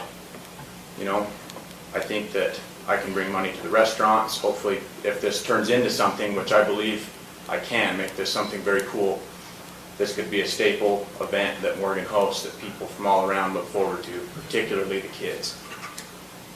So that kind of racing requires berms and jumps and so I forth. would have to haul in some dirt, which has been So where would we store it between a fall series and a spring series? Well, that's one of the things I need to talk to you about. So I could get some that Wardells has agreed to donate. He said he's happy to bring however much I need. And then Brett, his employee Jason Rose, told me where to store it for, you know, just from the time that it's delivered until the track is built. I have a place for that. I don't have a place for storage any longer than that. They said they could come get it, but it wouldn't be quick. He said I could, you know, swing over there occasionally and load some up. I don't think for a youth track I would need much dirt. 50 ton would probably build a cool track, and then over time maybe closer to 100 ton. I've never done this before, so I don't know what to expect. I went over there the other day and looked. I think over by the river, not in the way, not in the road of the K-rails that are stacked, but somewhere over there, I could have a nice, you know, tidy, clean pile of screened topsoil that wouldn't contaminate the dirt at the arena. I think the arena is full of what's called arena sand. I just don't think I could actually form a track that would last for more than a day there. So what somebody, and maybe Brett could enlighten me more on this, but somebody suggested that if I was to static roll the arena just once, then I could haul in my dirt, do the event, tear the dirt out, and then with that sand being compacted, not a lot, but just a little, it would help keep the two separated. And then I could come in with the loader, make a nice clean pass, get all that dirt hauled out, and then get the arena harrowed back out to its original state. And like I said, I'm willing to do the work to make sure that the fairgrounds stay the way they're supposed to be. And another thing that I propose is if I can make enough money, which I believe I can, to pay for this event between the sponsorships and the entry fees, I'd be more than happy after I paid the money that, you know, was required to get the first event done and over with. I'd be happy to donate the rest of the money to the county or to the fairgrounds or to a place that's going to keep events like this and truck pulls and derbies and rodeos and all the fun things that the fairgrounds have hosted in the past. I just want to help elevate all of those things. And after seeing how successful our fair was, which I think it was because Morgan's growing and because of COVID, but I think our fair was the best it's been for a long time. Brett, do you have concerns in terms of the mixing of the soils and work? Because to me, I just spent a week of throttle therapy myself, so I'm happy to see youth races. That's the kind of youth sport I liked when I was a kid. So I'm happy to see something like that happen, but I don't want to interfere with the rodeo, use of the rodeo, by the rodeo grounds for actual rodeo purposes. Yeah, when they first approached me about it, I thought it was an okay idea. I thought it was a one-time thing. But what bothers me is often and having the manpower to fix the arena, because we've got a lot of money in that sand, like you said, but we've got Utilite in there too, to make that good footing for horses. And I don't care what you do, you're gonna mess it up.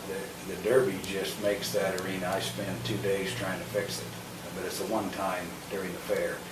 The ATV rodeo really messed it up. And we worked till midnight that night and 6 o'clock the next morning to get the arena ready for horses the next day. So, I really wouldn't mind to see it if we had more of a one-time event, but to come in and do it, I'm not sure how often. Now, what if it was just once a year? That wouldn't be as big a problem. Twice a year at the most. And a big reason is because I don't have the manpower to do it. Just doing the fair set me back on other projects, working at the fair. So this would too. So that's the reason. I can see where it'd be a great event to bring people in. I agree with all that. But if you want to have one often, we need to build something else. That's why they have that track out by Smith and Edwards, just west of Smith and Edwards. That's a permanent track because it's built for motorcycles. This arena is not built for motorcycles, especially the dirt. You know what I mean? So I'm worried about what it'll do to that. Getting it going back and forth if we did it more than once a year. And I can definitely live with once a year. I have no problem with that. We did talk about that. If I were to do biannual spring and fall, if I were to bring, I work construction and I'm very confident that I can get Parsons, who I work for, to help me so that it's less of a load for you and your employees. I'd be happy to do one a year. I'll take whatever I can get. maybe I could settle for one a year for now, and then if this one in October, if I get all the people that I think I can get, and it turns out to be a huge deal, then we can go from there. But I don't want to be a pain in your.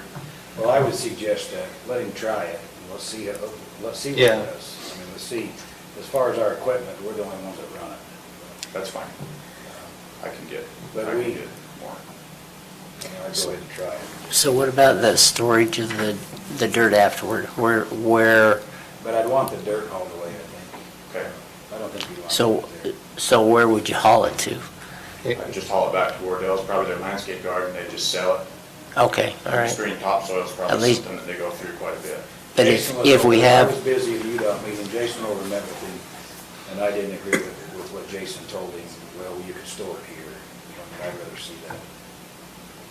What if you were to, if you end up doing it twice a year, spring and fall, that's it'd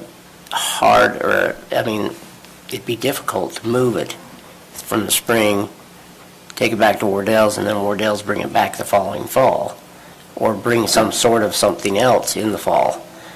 Wouldn't there be, if we did it, I don't know, I'm just trying to think it through to where it's a little bit more feasible to do the project.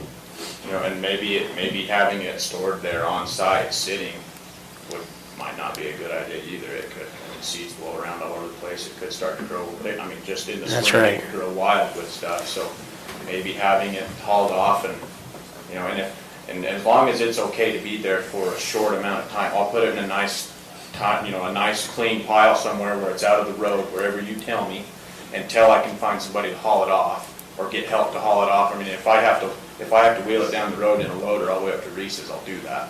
I mean, I'm willing to do whatever. So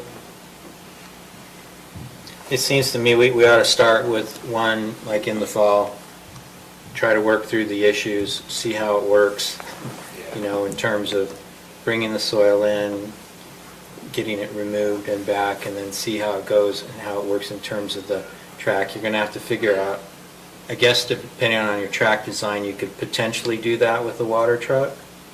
Are there other? A few open lanes where the truck would drive in, drive out, and then drive in and drive out without turning around. It would just, and I don't think, these little bikes aren't going to be tearing big And our holes. guys running a water truck, that's normal. I mean, we do that high school rodeo, we do it at the fairs. We do have a water truck. So what I would suggest is that we work on, you'll need to get an agreement in place with the county so that we make sure that you have the right insurance and that sort of thing. I guess. There's an application you'll have to. Yeah, fill Just that our out. standard application should be fine. And I have that here. All I got to do is get a date and sign it. We need a contract, some liability. You can talk with me. I don't know that a DBA is in your best interest. We would refer you to an attorney to help get an entity. Okay. But is this your buddy here? Yes. With a broken arm? Yeah, he didn't do that. So that was my worry. I was, like there could be some injuries, and so we wanted. Yeah, and that's one of the reasons I was here. I wanted to come talk about what type of waivers would need to be required, so I don't want to have anything come up last minute that I didn't anticipate. I think I've covered all my bases. I haven't met with an attorney, but I thought maybe whatever type of waivers were used at the ATV rodeo would probably be pretty close. And I can help you with that as well. Okay. I was just saying more for your protection. Yeah. Rather than He says in the application materials, will be under my company LLC. Yeah, and that was, so. But you mentioned a DBA when you made the. I did anticipate, because I have a separate business that I run independently, that my main sponsor that I acquired said that they can't donate money to my business.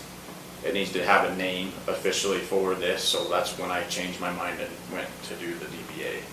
Yeah, but you're right. Garrett's right. You should create a separate entity for this. And it's not hard to do. Okay, so like an LLC? Okay. So, I guess I don't think we need to make any kind of formal action here. I don't know it's ready for formal action, but I think you can fill out the application, work with Garrett on the appropriate agreements, and then potentially come back for any approval that's required. Try to figure out a date, Okay, that's what I was hoping to get from you guys today, so I can start promoting this on social media and get my banners, because Phil Romero has a bunch of banners and things designed and ready to go. I've got a lot of those things that are gonna help promote this and get people here ready, but I need a date. And this thing says I need 30 days. I was hoping for the first or second weekend of October. You gotta remember, that's deer hunt. For those I who know, so and that's, well. that's one thing I have going against me, but it might not be a bad thing. That's true. You should be able to just clear a date, an open date through the extension office. They're the ones that schedule the fairgrounds. Yeah. So you just clear a date with them, whatever date you choose, and fill it out in the paperwork and then bring it in. The paperwork actually allows, provided that we don't have any separate agreement that our attorney sees fit, that form itself can be approved by one commission member.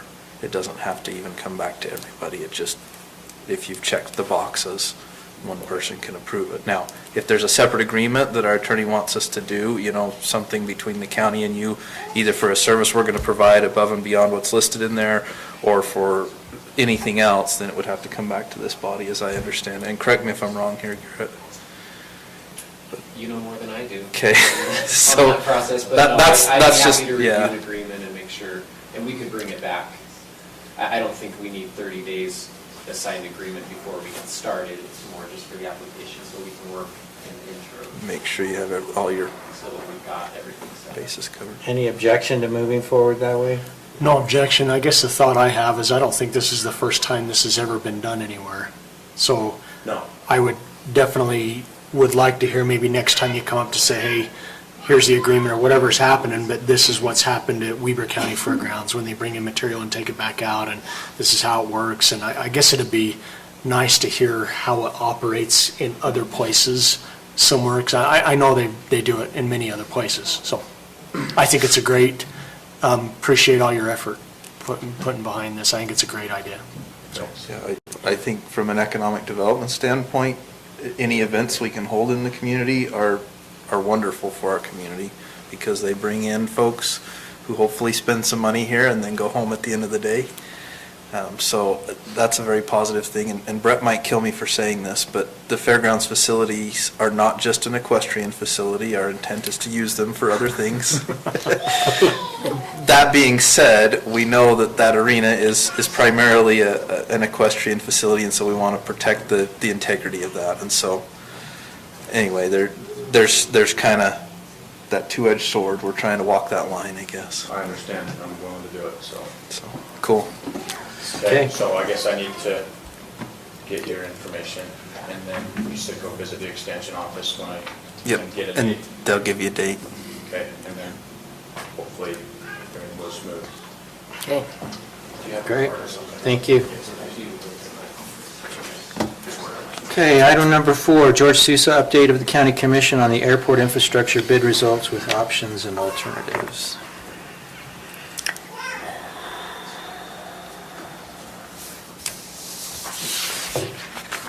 So, I'm George Souza, and I'm the chairman of the Airport Advisory Board. Joe Garfield is here as the airport manager, and we want to give you the results of the bid process that Wasatch Civil went through.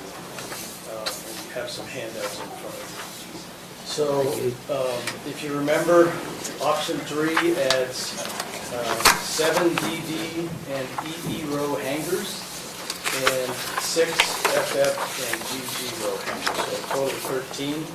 There are 2 that are already there. They are included in some of the calculations, and I'll try and point that out to you. So the bids came in on the 26th of August. They opened them. I think I saw them on the next Monday or Tuesday. So I didn't have a chance to compile any of this data to get it before I had it on the agenda in your packets, but hopefully you have it now. So I'll try and explain it all to you. All of the bids were significantly higher than the estimate that we had from 8 to 10 months ago. So that was at $233,700. So $233,700 was the estimate from that time period. The bids that we received, and there were 3 of them, ranged from $133,000 to $177,000 more than we expected. So significantly higher. And when I plug those numbers into a spreadsheet. So now you have two copies of a very similar spreadsheet. One says full bid options at the top. The other one says bids without grading options, and I'll talk about that. But right now, we're looking at the full bid options. So to do that, the cost per hangar owner or lessee would be 24/7 is what I came up with for the DD and EE row guys, and 31/2 for the FF and GG guys. So that's a lot of money, and I wanted to point that out, how high that was. I don't have much feedback as to whether guys will do it at that cost. I know some are interested and some are not, but I don't really have a good feel for how many of each. One of the things that will be difficult is to convince the two guys that have hangars now, and they're smaller hangars, to pay what we would ask them to pay, which would be their share of getting water and sewer, of $21,200. I don't know if they would do that, so that would be a difficult thing, and that could be a problem that we would have to spread the costs out over everybody else with. Let's see, I'll go over the notes on the spreadsheets later. So because the numbers were so high, I thought it would be best to try and present another option, and that option would be to take out the grading costs and defer those, put that responsibility on the lessees as something that they would have to do before they paved their ramp areas. So that's a cost and a responsibility that they would face further on down the road, but it would lower the upfront costs to get the infrastructure going right now.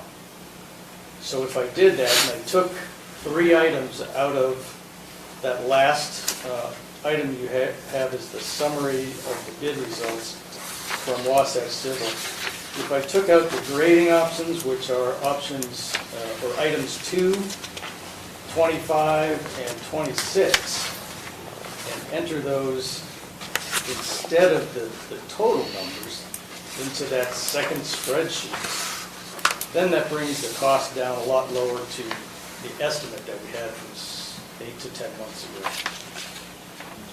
And the lowest was actually, it looks like Foreman Construction was slightly lower because they had, they were planning on more costs for those individual 3 items that I just mentioned. So they come out slightly lower. I have no bias towards any of these companies. I'm just talking strictly numbers. And I fully understand that it may not be appropriate to go with Ormond over Wardell because Wardell came in the cheapest overall. So that's probably an issue that the county has to deal with. I'm just trying to give you the numbers and what they're saying. So if we went with the Ormond option and getting that down to a small shortfall of $243.67, which is that center column down at the bottom, the first number in the red. We could do that with $16,000 for the DD and EE owners, and then $22,500 for the FF and GG owners, and that might be more palatable.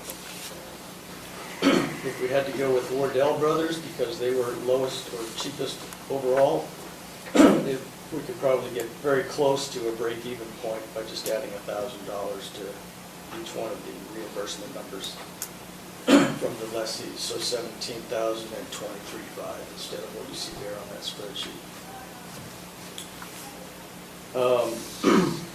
One thing that I struggled with, how do we do the difference between DD, EE, and FF and GG? What I came up with was the singular requirement for the FF and the GG row that makes it different from DD and EE is that we have to add the gas and the electric. And the total there is around $39,000. I divided that by the 6 hangars that would be there, come up with $6,500 roughly, and that's what I used for a difference point between the reimbursement costs for FF and GG versus DD and EE. So that's something new that I hadn't really figured out how what the best logic to do that might be, but it seems to me that that might be good logic to use at this point. Some of the notes on the spreadsheet. For leases signed after January 1st, the 2-year lease fee is prorated to a lesser amount, which means more of a shortfall. Talked about that difference logic just now.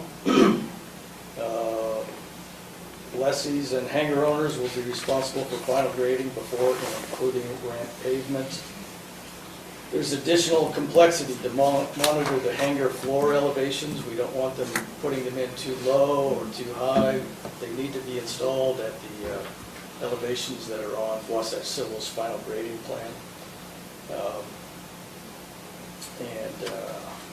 Oh yeah, contracts. So Dominion Energy right now says you got to be within 6 inches of the final grade.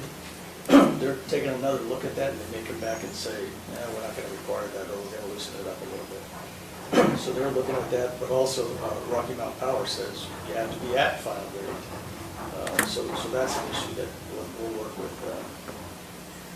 Garrett on to try and resolve, see if that's a good way to do it, the county attorney.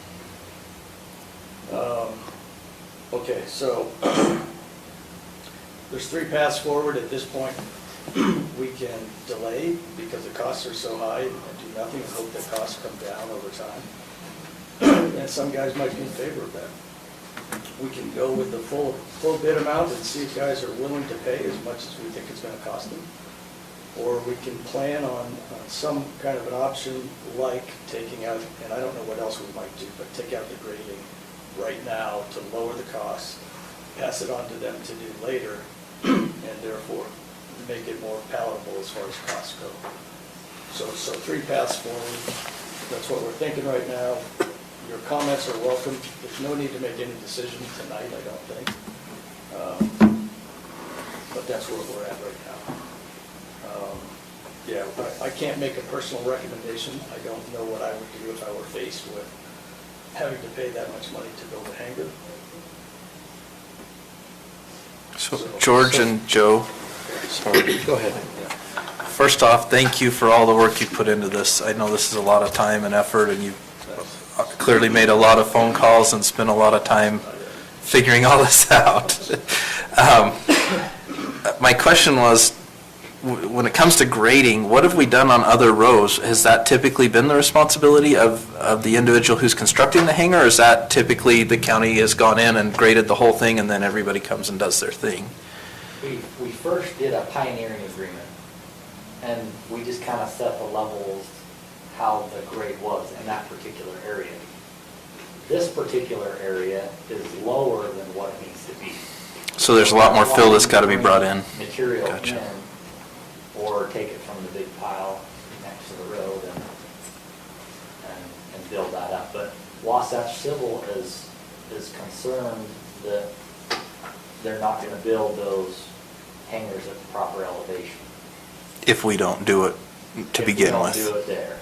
However, we can have that part of the building process, make sure that the floor level height is what Wasatch Civil set it at. That kind of goes to my question, because you're just switching payment from the fee to the county to an obligation for them to do it later, and it would seem to me there is probably some economies of scale associated with having a contractor come in and do it all at one time, get them all set, and then, so when you have discussions with them, I mean, my perspective is it's probably going to be less to pay the higher fee, assuming they want to go forward. The fee may be so high that they say, I'm out, I can't do it. But you've got a list of people who want to get these hangars, so we might be able to fill them all anyway with people who are willing to put forth that higher amount. And I'm betting that amount is lower than paying the lower fee and then being responsible to get the site graded, at the right level, particularly if you add it among all the different hangar owners, The cost range from 113 for the grading to 140, 150, something like that. It's out there somewhere. But then so if you pay it all now, you know what the cost is now. If you only pay part of it and have to pay for the final grading later, how do you quantify how much they're gonna have to pay further on down the road? You can't, I mean, you can make some Yeah. assumptions that. No, I agree. That would just be their risk and their responsibility. I get that. I'm just saying that, you know, when you're, some subdividers of land will come in and grade at the basement level, then build their basements, and then come in and backfill around it because there's an economy of scale associated with doing it that way, as opposed to digging individual holes for each home. Those are on smaller lot subdivisions. Someone will just come in, they'll take the whole thing out, build all the basements, and then they'll fill it in. And, you know, it would seem to me, I mean, Commissioner Anderson, you would probably have a better sense of this, that there's probably, there just may be that economy of scale. So I think I would just mention that when you're discussing it with the owners. Yes, because- as an argument, as a qualitative argument, yeah, I agree, yes. Maybe what you might want to do is go back to your members and those that might want to, you know, do this, and just see if what they're willing to do before we make a decision on, at least my thought, before we make a decision on which way to go. Because we do own the airport, and I want to try to make it the best we can possibly do for what we've got. But we've got to also be able to afford everything. So. And that was my intention. Given that I had time and the okay from you, I would either do one or both of these options other than delaying, and see what guys thought about the prices we had in mind. And also see if they want to delay till next year. Yeah. Because things are slowing down. Yeah. Because everybody's worried. So you may want to consider that too. So give them 3 options, let them talk about it. Okay. I had a little red flag for me, a little bit separate from what the other commissioners are mentioning, but added onto. But documents are in place and you create a bid process. I'm not used to seeing where you have a low bid and then you say, okay, let's pick this apart real quick. And then you pick it apart, then you find a new low bid. I don't see that process happen. I actually have heard of it happening, and not a lot of contractors like that. So they struggle to keep contractors. And then I also think there could be a gray area of legally, have you defined your bid process to include the ability to say we can take in or out any bid item so that the contractors know what they're bidding. So I would be a little bit cautious on creating a new low bid. I would initially go to the first low bid and say, okay, what would you be able to do if we need to lower our costs? You're taking away 3 items. Maybe they have more items that they can take away and help with. I don't know that, but that'd be my initial recommendation. They went through the bid process, everybody equally. There is a low bid, go with the low bid and see what he can do to help out with these prices versus having you say, there's some high items and maybe we'll be able to and maybe we won't.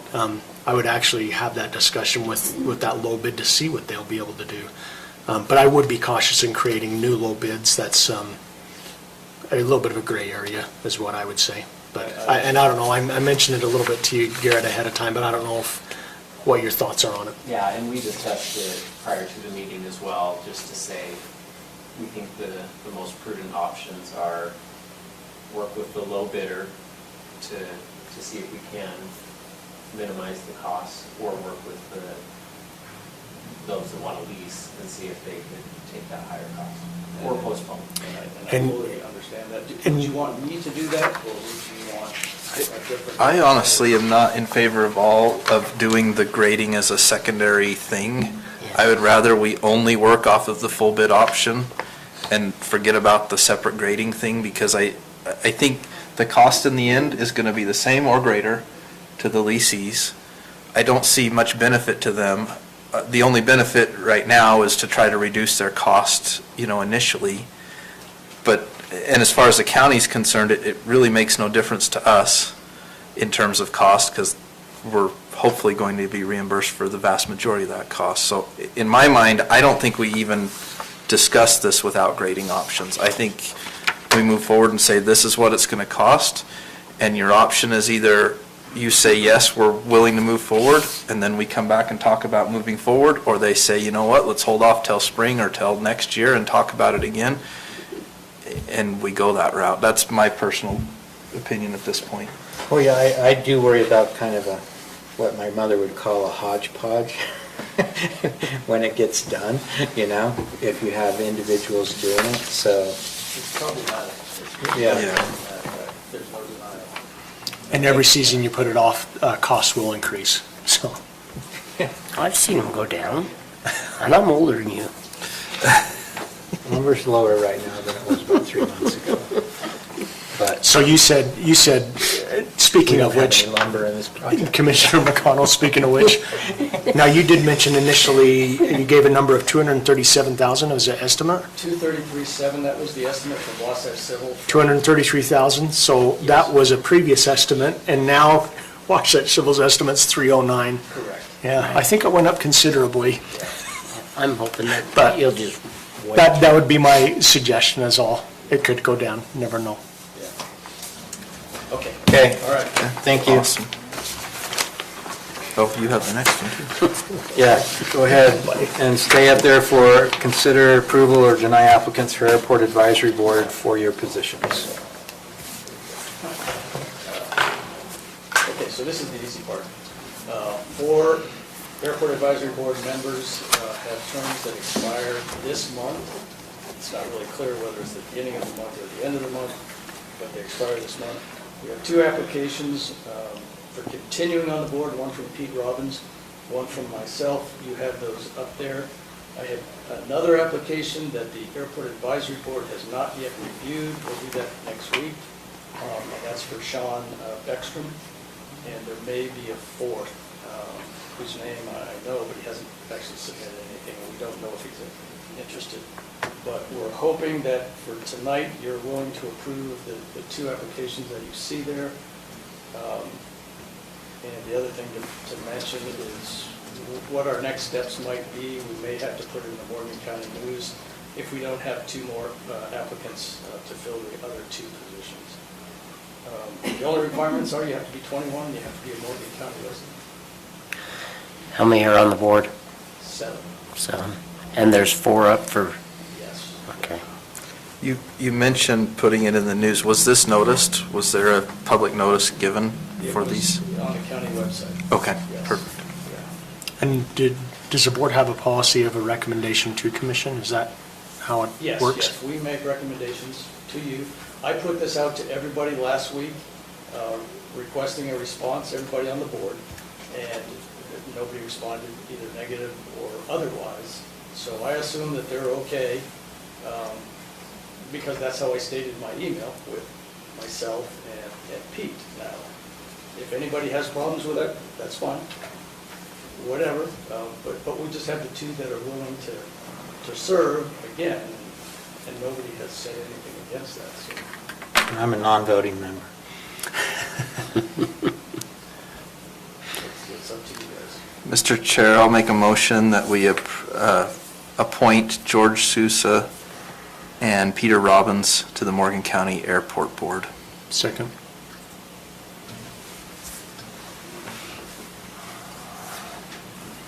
So we have a motion by Commissioner Newton, seconded by Commissioner Anderson to appoint George Sousa and Peter Robbins to the Airport Advisory Board. Any questions on the motion? All in favor? Aye. Okay, thank you, gentlemen. All right, thank you. And thanks for your work on this. It is a lot of time. But George frequently brags about being retired, so I don't. Trust me, I know what retirement is. Work. Yeah, just work in a different area. That's right. Okay, our next item, let's see, Lance Evans Frontier Estates preliminary plat, a proposed 10-lot subdivision on approximately 11.67 acres located at the south end of Frontier Drive in Mountain Green, Utah. Lance?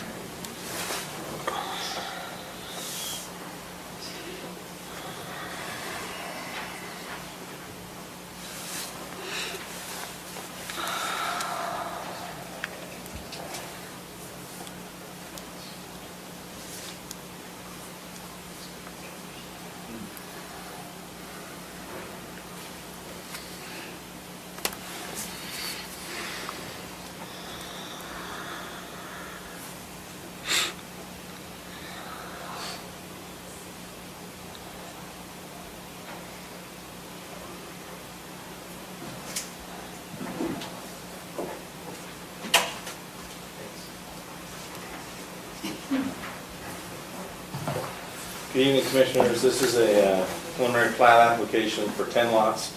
And, it's the Frontier Estates subdivision. I believe you're familiar with the area. It's close to, it's just to the west of Trappers Loop, south of Trappers Point subdivision, and the 67 lots there. This application's had a long history, of course, but the request before us is for the 10 lots. They're zoned RR1 and R120. The concept plan was approved in June 1st of this year, and the applicant went before the Planning Commission, and they recommended denial. The week of the Planning Commission meeting, staff was made aware of, and staff and the fire department, Martin Green Fire Department Chief was made aware of that the secondary access easement that's at the southeast corner of Trappers Point subdivision was never improved. It was platted in '97. It was never put in by the developer. Lots developed. The plat note specifically does state that an emergency access easement exists for the subdivision.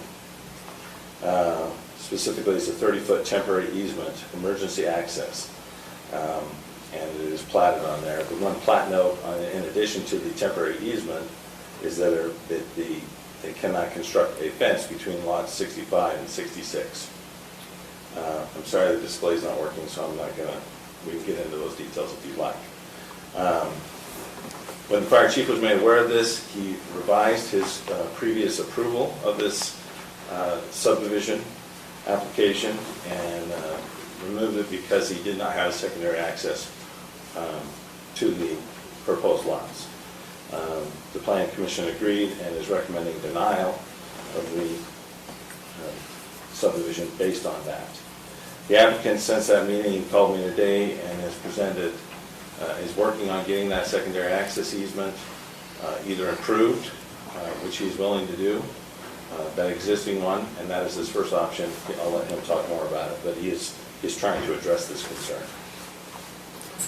To talk about some of the issues that came up in the public comment section and just in general on this plat, this proposed subdivision. Trappers Point has gone through a lot of geologic work. As you are surely aware, the Trappers Point subdivision did have slide issues on their soils at the southwest corner of Trappers Point subdivision. Trappers Frontier Estates has done extensive geologic work. Since that time, they have aligned the lots further to the south and further to the east to get away from that slide area. There are significant plat notes restricting the area that may be built on if the lots are approved. So there's a lot of restrictions saying essentially that the lots that are on that side, on the west side of Frontier Estates, the homes have to be up close to the road and they can't do any sort of improvements or touch anything on the western portion of those lots. So there's a lot of restrictions on the plat to keep that. And that would be enforced when those homes came in for building permits. We would make sure those site plans comply with the subdivision plat, if it were to be approved. They do have the required water and sewer approvals. There's some work that needs to be done there, but as it stands right now, the recommendation from the Planning Commission is denial because they do not have the secondary access, based on the fire chief's letter. Let's see. And then the other issue that kind of came up in the public comment was the easement itself and who owns it and what is it. Almost all subdivisions have some sort of drainage or utility easement on the perimeter of the lots, and those are there for the people, whatever stated. If it's a drainage and utility easement, it can be used by anybody for those things. And that's where staff's, my opinion, is coming from, is that this emergency access easement that is on the plat and recorded there does not specifically state that the HOA owns it or the developer owns it. It's across lots 65 and 66. So no one really owns it. I would say that the responsible party would be the fire department because it is a fire department issue. In previous discussions about Frontier Estates, we had always attributed that the shortness of the access the existing access road, which is 160 feet from Trappers Point to where the road split in the subdivision, was sufficient and not a problem.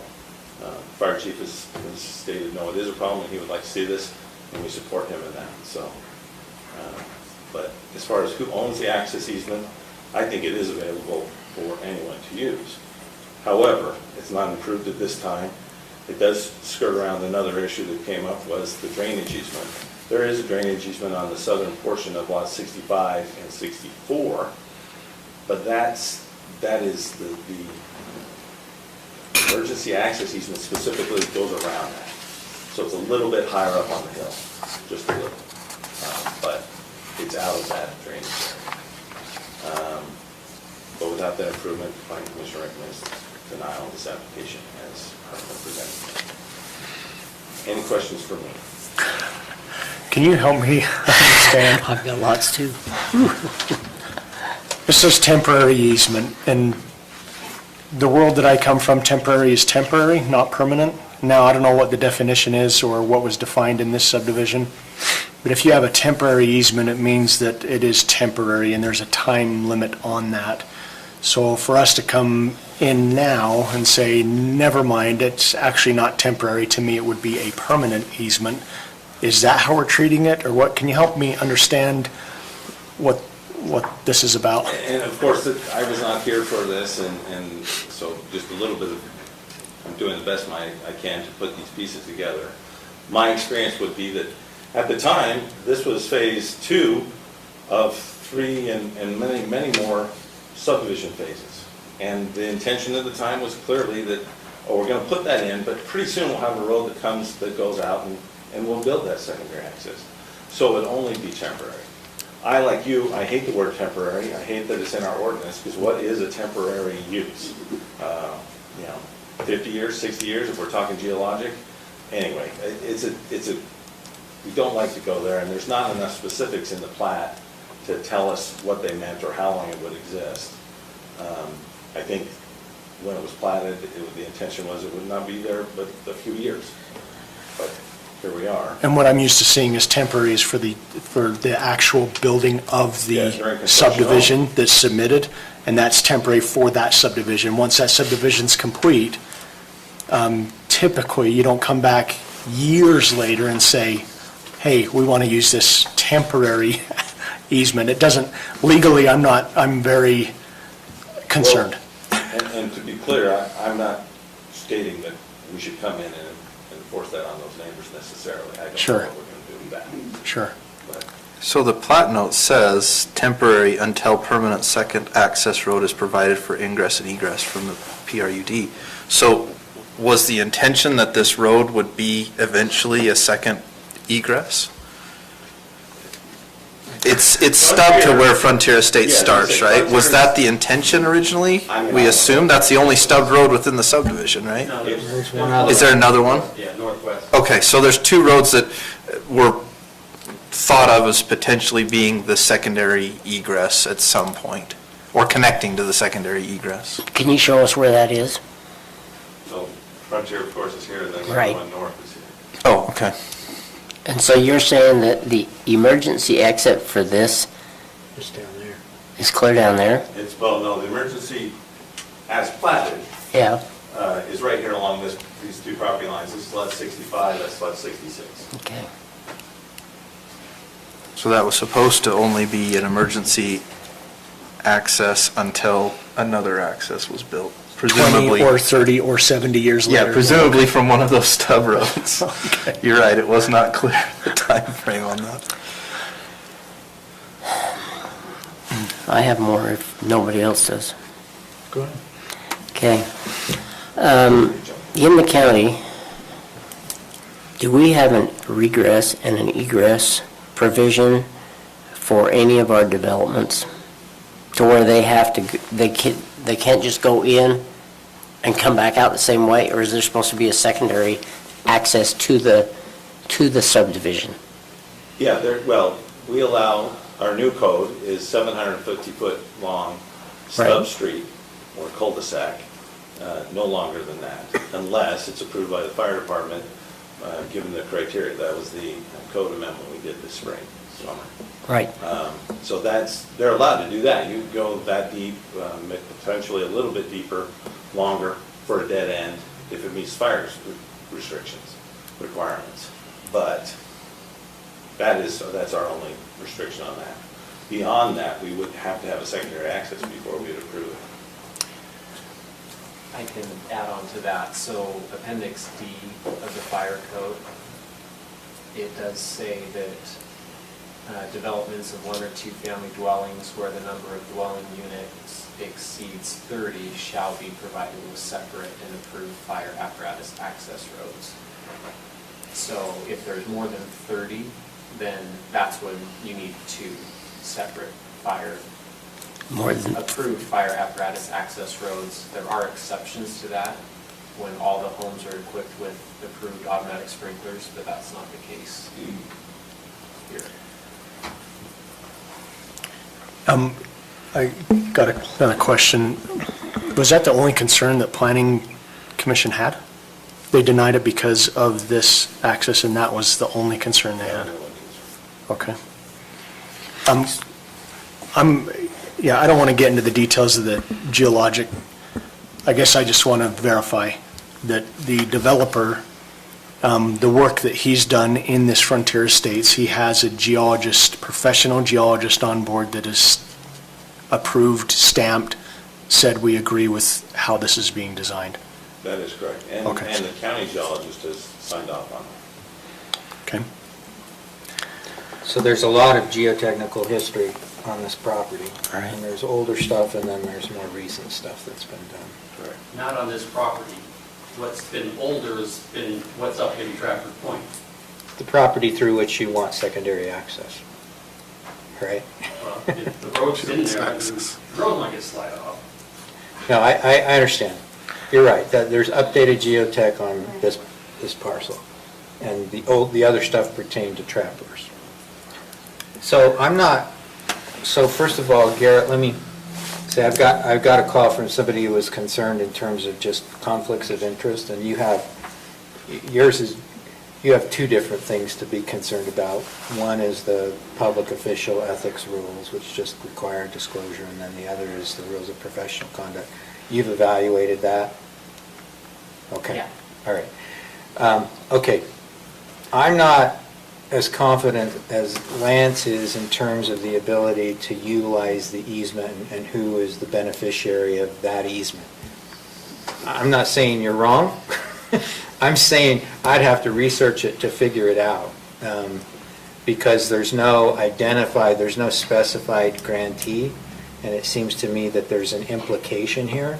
And is it an implication that extends to adjoining properties, or only the properties that are within the Trappers Loop subdivision itself?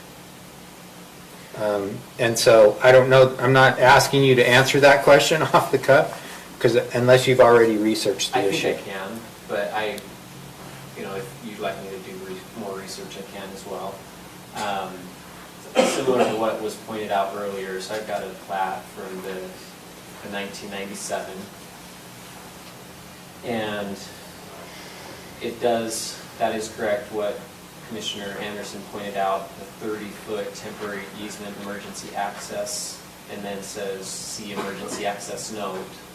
And then I believe Commissioner Newton read the emergency access note, which says construction of fence along that portion of common line between lots 65 and 66, which falls in 30 feet temporary easement. Emergency access is prohibited until permanent second access road is provided for ingress and egress from the Trappers Point PRD. So in answering, what does temporary mean, whether or not everyone sees it as clearly as some might argue, it does say until permanent second access road is provided, which has not happened. The emergency access easement is also listed to the right of that in the plat, where it describes it by meets and bounds description. And so, as far as who can use it, is that your question? Yeah, Whether I'm not, it's- there's a duration question. Okay. Okay, That's the there's a duration. location question, although the location seems fairly clearly delineated here, so I don't really have a question about that. Then there's, who's the beneficiary of the easement? Who gets to utilize it? And so I would err on the side of a more restrictive. So if this were in place, the way that I would look at it is a fire access apparatus road. So it would not be for everyone. It's only an emergency because it says here emergency access. So I wouldn't consider it being a secondary access. It's an emergency access until there's a second road. And so that would be limited to fire apparatus. And then if there was an emergency where the road was clogged, in the fire chief's letter, he referenced chapter 5 of the IFC, and it says the fire code official is authorized to require more than one fire apparatus access road based on the potential for impairment of a single road by vehicle congestion, condition of terrain, climatic conditions, or other factors that could limit access.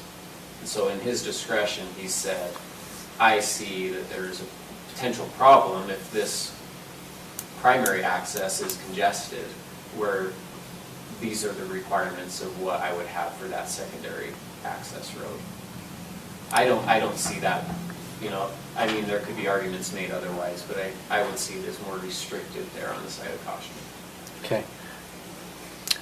Well, and another thought, this note is actually a little interesting if you really want to dive into it, because it says the construction of the fence along that portion. It does not talk about using that temporary easement as a secondary access. It actually talks about only the construction of the fence along that portion between those two lot lines is prohibited until da-da-da-da-da. So it's just talking about construction of a fence. It's not talking about, hey, by the way, 50 years down the road, we can reuse this thing for secondary access. I'm not reading that. But yeah, I would agree with that's the restrictions on those lot owners. Yeah. But as far as it not being an emergency access, I think what it says here is temporary easement, emergency access. That's the intended reason for the easement. The restriction of what they can do on that easement may be only limited to. Well, and I'm even concerned that it exists anymore.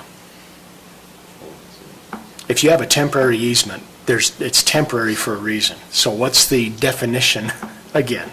I really am concerned about that. If I owned a lot here and somebody said it was a temporary easement, I would say after 20 years, I don't think the temporary easement exists anymore. I would agree with the definition of the fence, but I would be concerned about temporary. I'm still, I don't know why I'm stuck on that. I just worry about that definition, so.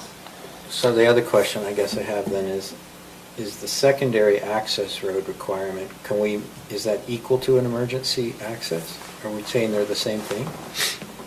According to the fire chief, so in his letter, there's a couple letters that are dated August 12th, and he says this is what would be required to be considered, to be sufficient for the secondary access. And can it practically be used for that purpose? Not as it currently stands. He goes through and he says that there would have to be, we would also accept, for example, a solution involving a 16-foot wide hidden road surface under the grassy areas, which could be attained by placing appropriate road surface under the grass supporting honeycomb vertical PVC pipe. So he's explaining that there's a few ways it could be done, but my understanding of reading his letters is, as it is currently, it would not be sufficient to support the weight of some fire apparatus. And I'll also throw out, there's a lot of concern that that's where the drainage goes, is to that southeast corner of Trappers Point.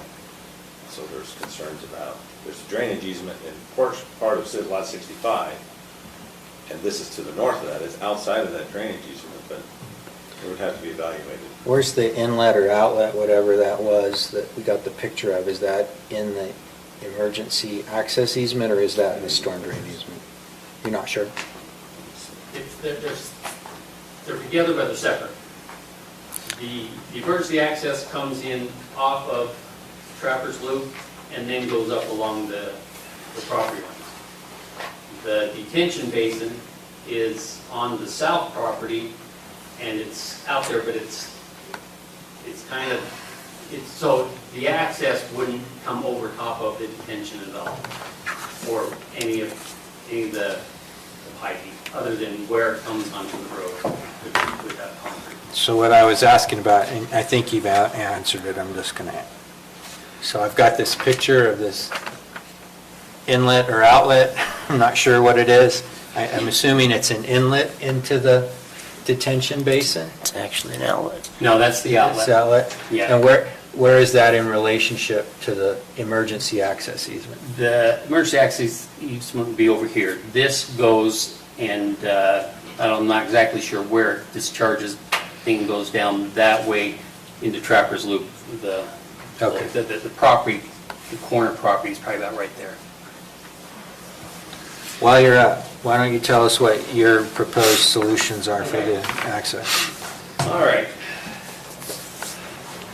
Kurt Smith, developer of Frontier Estates. Going along smoothing, tell the planning commission, had everything in line, and then on that day I get notice that the fire chief has rescinded his letter about okaying with the second access, or the stub street on Frontier Drive.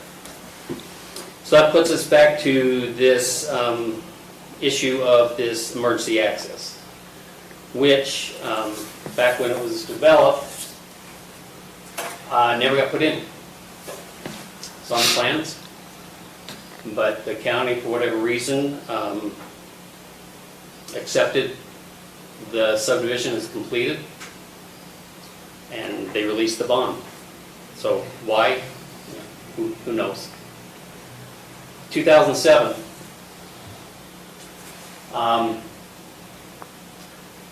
the developer, other than not me, came in for phase 3, which is basically the same thing that I'm doing. I just call it different. And was going in for concept approval. Some other issues were there, but this was brought up at that time, in 2007. So, why was nothing done about it then? Why wasn't it issued? Why didn't the county enforce it? Why didn't the homeowners association push it to be put in? Don't know. 2018, I submitted a concept plan for Frontier Estates, dealing with the geologic and water and everything. This again was never brought up. Well, the dead end issue wasn't even brought up. Come to June 2021, we get the concept plan. At that time, I was asking for the dead end approval, but that was also when that came for that length. We discussed it. I brought it up to you guys at that time that this was never put in because it was an easement. Why? That's what, at one point, I was looking at just doing a cul-de-sac with then a right-of-way easement. And I said, we don't want to do that because it doesn't get put in. So again, no one was concerned a couple months ago. Until August 12th. Okay? So today, like Lance said, I have gone through everything with preliminary, as far as the subdivision itself, standing alone, has met everything until this second access come up. So what I am proposing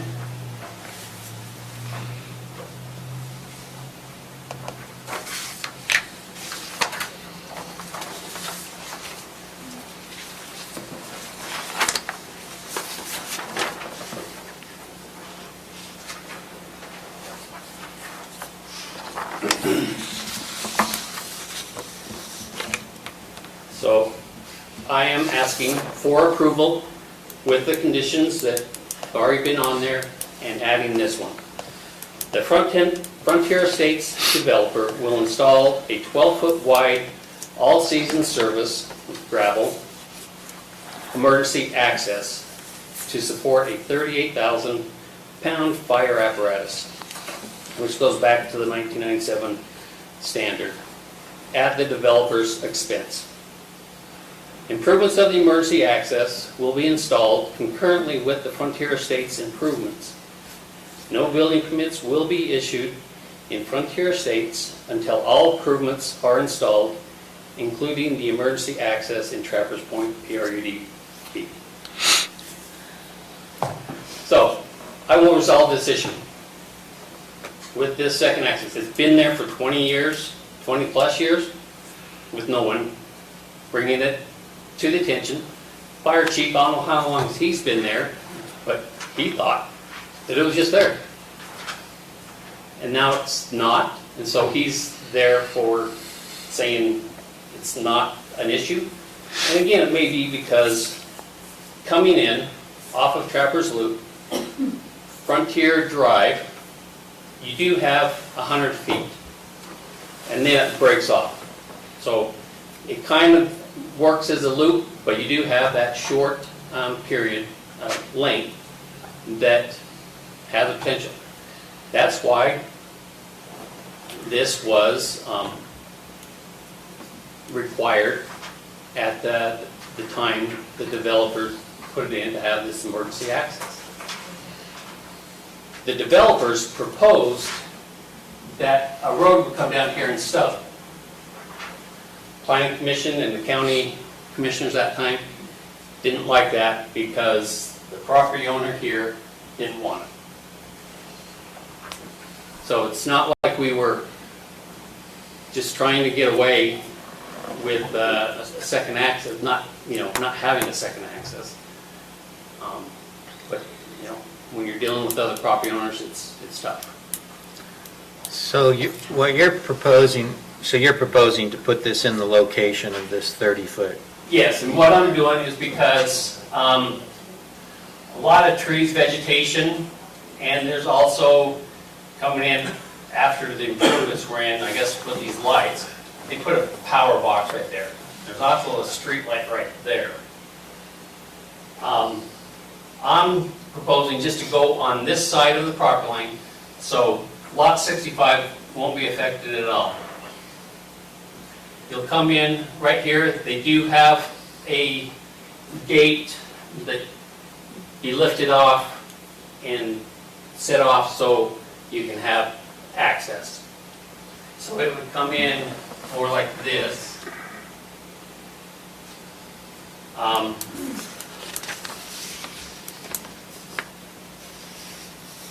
Right, because it comes up here, right? That's the blue line. Did you go over top of the? Yeah. Okay. And so you come out here, you have about 6 quake and aspens right there. Everything else is open, so we come in right here and go up to there, and then so there. I hate to see it go in, but I understand there's got to be emergency access.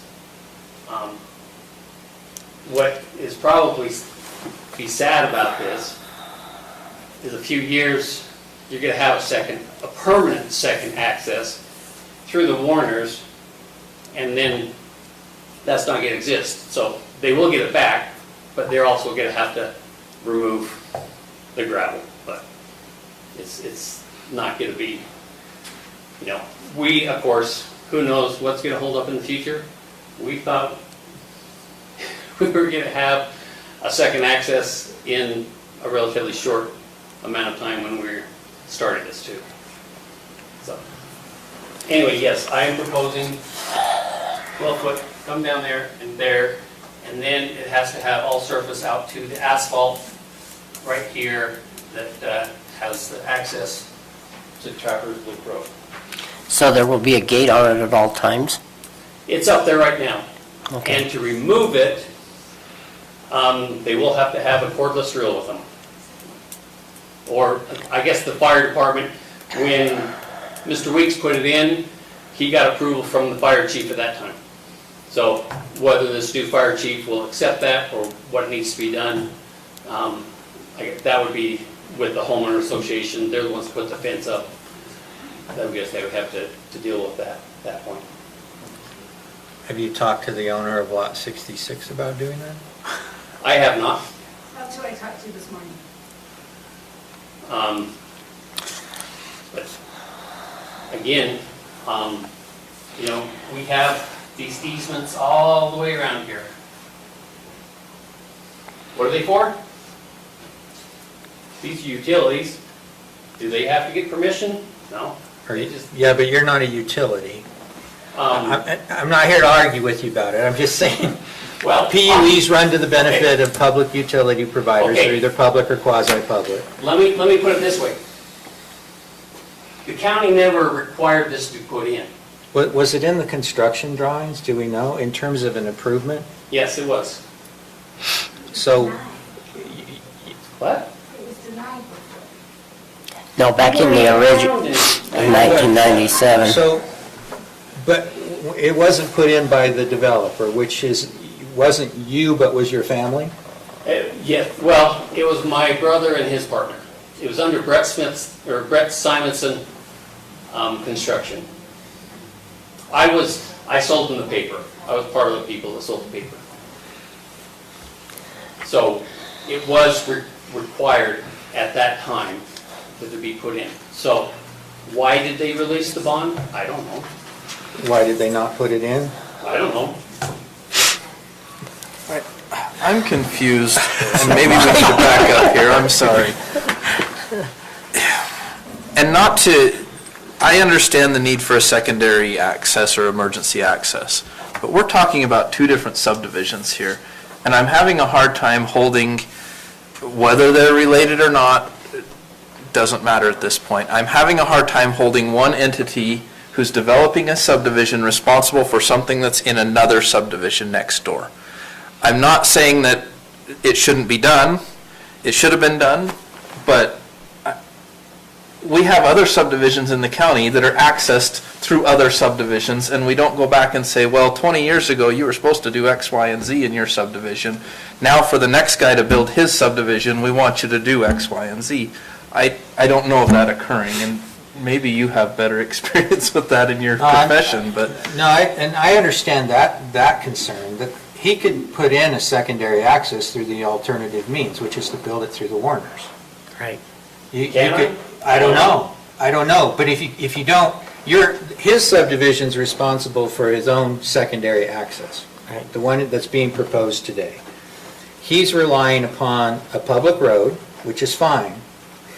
There's no problem with that. He's got a public road, and then he's wanting to utilize for this separate subdivision this 30-foot temporary easement for the existing subdivision. And my question was, I'm not sure whether or not you're the beneficiary of that easement. He doesn't have to use it.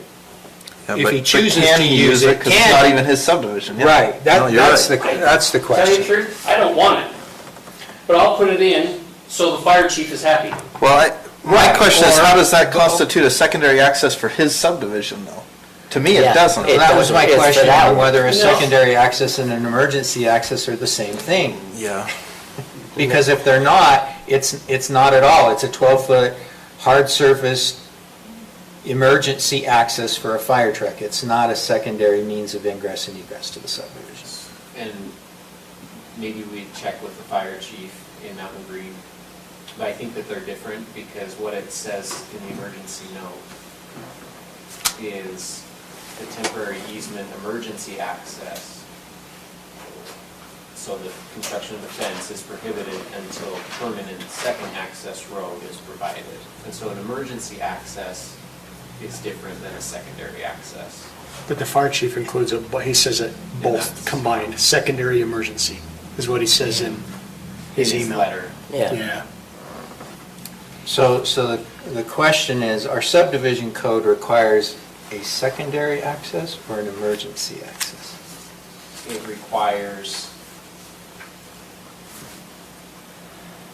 an approved fire apparatus access road. Okay, so we don't have a secondary access requirement. Emergency Fire access. apparatus access road. Okay. And, Which would I be mean, more the limited. road, you know, is it, I mean, it's not gonna be a road in the sense that people think roads are. It's going to be where, you know, an all-weather surface that a fire truck can get in and out without any problems.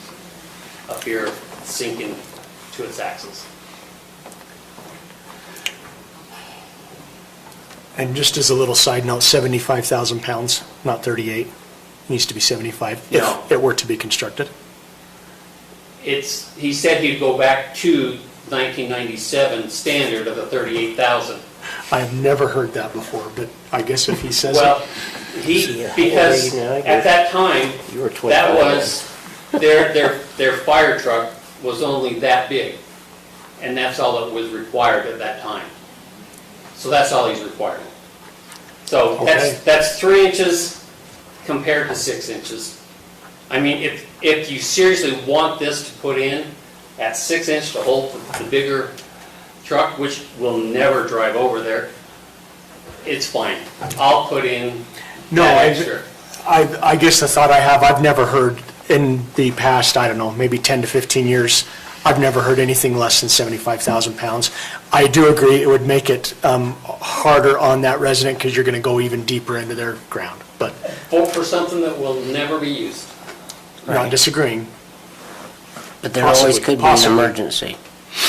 You never know, never say never. I have a question and maybe a proposal, and you've discussed it already in your comments, and that is that eventually the Warners will be developing that, probably, that area right there between Trappers Loop and your subdivision. And I'm going to bring up two scenarios with this. One is could you go and purchase along the edge, behind all those homes, on that last, right there, the bottom part there. If you were to go and purchase some ground or an easement along there, behind that, to go right along the fence line to your subdivision for a, Can you scroll this up? I'll roll over there to show you if I need to. There you go. Yes, right there against the I boundary. understand. You're saying come in here and Right. come down here. Yes. Okay. And my question is if you did that, then, you end up putting in, in a concept design within the Warner's estates, if they want to go and put in some kind of a subdivision to basically get away from Frontier Estates, or not Frontier Estates, but Trappers Point, and you put in a road all the way along there to your subdivision, that would amply take care of your secondary or your access for whatever it might be. It also could be the future road for more development in there. And if you wanted to, and I know this, the homeowners would hate this, but just because there seems to be some kind of a disagreement between Trappers Point people and the rest, and the Smiths, is you put up a cement wall so they can't see that road, and then the road's there if ever needed for whatever purpose. I'm just throwing out a solution. Okay. You have 150 feet Right. that I have to put in here. I understand. You have 4,000 feet that you have to put in. I understand, but what I'm... Quite a bit. Right, And especially when you're putting in a wall. Well, I'm just pointing out the wall because they seem to be having a problem with this development, and I'm just saying if they put in the Let's wall... make this, there's Okay, only 5 or 6 from Trappers Point that are having a problem with this. Well, there seems to be a whole lot more than that I've listened Yeah, to. because they're the ones that show here, and it's the 5 or 6. But I've received 4 emails on it. Okay, and the Plus all the, ones that are here. no, they're different people, but let me just talk to you a minute, Kirk. Okay. Okay, so if you put in something there, or talk with the Warners, try to place yourself away from Trappers Point, and not even have a connect. Maybe purchase the property from Warners to put in a road. that could eventually, along with the two of them, you work together towards some kind of a concept plan for part of their property. And I don't know what their plans are, but I know they want to develop something up there. And just as a thought is, why not put in something there? It doesn't even have to be a more than a 12-foot road to be able to, it's an emergency access. The majority of everything is still going to go through their subdivision. Well, and according to the fire chief, it needs to be 26 feet wide that would hold a 2,800 or 75,000 pound thing. So you got 6 inches of gravel, 28 feet, is that what it says? 28, 26 feet wide. That's meeting the code today. So if he'll come down and I can work something out with the Warners, I don't know. I'm just throwing out a But again, suggestion, is all What about it these is. people up here? You know, I don't know. they need a second access? Well, that goes back to my original question. Do we need second accesses on subdivision? I mean, I'd like to prevent us ever even be able to put in a subdivision unless we have a second access. Just because I see developments going galore if we don't have a second access. And we so could end up with an that's the emergency thing. problem. So you're suggesting here, which I guess would take care of that, but it's just going to put more cost on me. Let's get this where it should have been 20 plus years ago. Is that easement owned by the people of those lots? That's what I want to know. You're going to have to tell me So the that. property owners likely own the real property. You have Okay. underlying Correct? So if that's the So the case, owners they're of not going to want 65 that. and 66, Right. but they acquired it subject to the Easement. easement shown on the plat. Which means Right. they have an easement. Somebody has an easement. And so they did have notice of that easement, it's record notice. Typically most, and I don't know if we've had a chance to look at those. I asked earlier, but usually a vesting deed will say subject to easements, restrictions, and rights of way of record. Even if it's not in the actual deed, it still is subject to those easements that you have notice of. So I think the question really goes back to Commissioner Anderson's is, what does temporary mean? And all we have to go back on, none of us were here in, well, maybe Stacy was around, I don't know. But none of us were here in the county in these chairs at the time, so to know and to recreate what was done back then is rather difficult.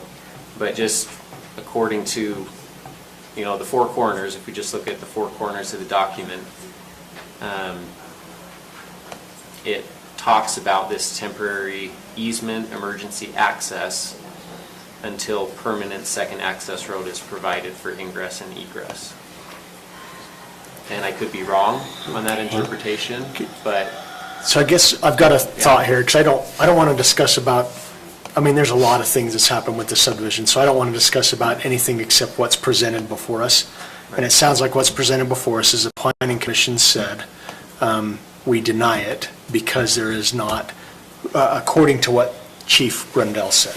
So that's why they're denying that. So I guess the concern I have is if Kirk met with the chief and he said, if you put an access, my concern would be is if we can even do that. And I don't want to put you on the spot right now and say, you've done all your research and you can say yes or no, we can or can't do that. But I would want to at least know if we can do that. If we can do that, then that's the next meeting, I guess. If we can't do it, then I think we'd have to go back and say, Kurt, you got to talk with chief and understand what he wants to see with the secondary access, what other options there are. But I don't know how us as a commission can make these decisions without getting our legal counsel of what temporary means. In my previous position, I've also vacated many easements, public easements. And we've had to go through with public utility easements, call each utility company and ask them if they were okay that we vacated it, went through the process, and we actually vacated the easement. If you were to ask me how to vacate a temporary easement, I don't have a clue, because it's not supposed to be there after a certain amount of time, so I don't know how you'd vacate it if you wanted to vacate that easement. So anyway. You'd have to do it the same way. You'd have to do it by a formal document of record unless it has an express indication of when it's vacated. I'm agreeing with Commissioner Anderson, and I frankly don't know that it's the county's position to decide, position number one. I think we need to make sure, if we're going to go forward with their proposal, that we have the ability to install the improvements within there. I think there's a distinction between an easement for emergency access and an emergency vehicle access, which is what I think you're kind of looking at. So I'd like you to look at that issue. Because an emergency access, if it's just to get the fire truck in and out, and Chief Brendel's satisfied, that's fine. If it's an emergency access for purposes of ingress and egress of the residents of the subdivision, then does that benefit extend to the Frontier Estates subdivision?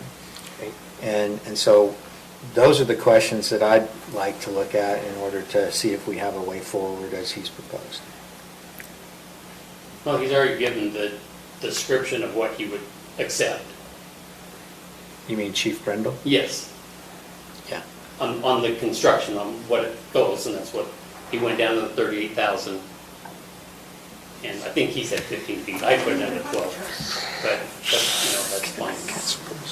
But that's what he said he would. I understand, yeah, and the questions I'm wanting to have answered more definitively are more legal than practical, I think, just to make, because, and frankly, if the owners of lot 66 were in agreement, then that would go a long ways to resolving the issue, because they could grant a new easement to put in exactly what you asked for. But that would be a separate grant. That's why I asked if you had spoken with them. So, I mean, I was just assuming that because the easement's there, it never got put in as. No, I understand. That, and so. Right. The question is whether we have the ability as a county to authorize you to go in and put that in for the benefit of the code requirements today for the Frontier Estates subdivision. And am I being clear? Do you understand what I'm asking for? I understand where you're coming from. Okay. And I've been looking at it with Lance. We've been talking about it pretty extensively over the past week or so. To my knowledge, there's no record of the easement being vacated, and so that's something that I'll look into a little deeper as well. Yeah, I doubt it's been vacated. You know, that would probably be clear enough record. So and the timing of it, you know, the only thing we have on timing is the until. Permanent second access road is provided for ingress and egress, which it has not yet been. So my issue is really more with scope and whether or not we should be deciding it. So do we need a proposal to? Can I make a request that you approve preliminary with conditions with the others, and with the condition that legally I can put it in, or if that's not possible, I will work with the Warners and try to get something that would then be acceptable. I just don't want to be held up at preliminary all this time, so that's fine. You can deny me at final if I can't accommodate any of this. But that allows me to be taken a step forward in getting this approved.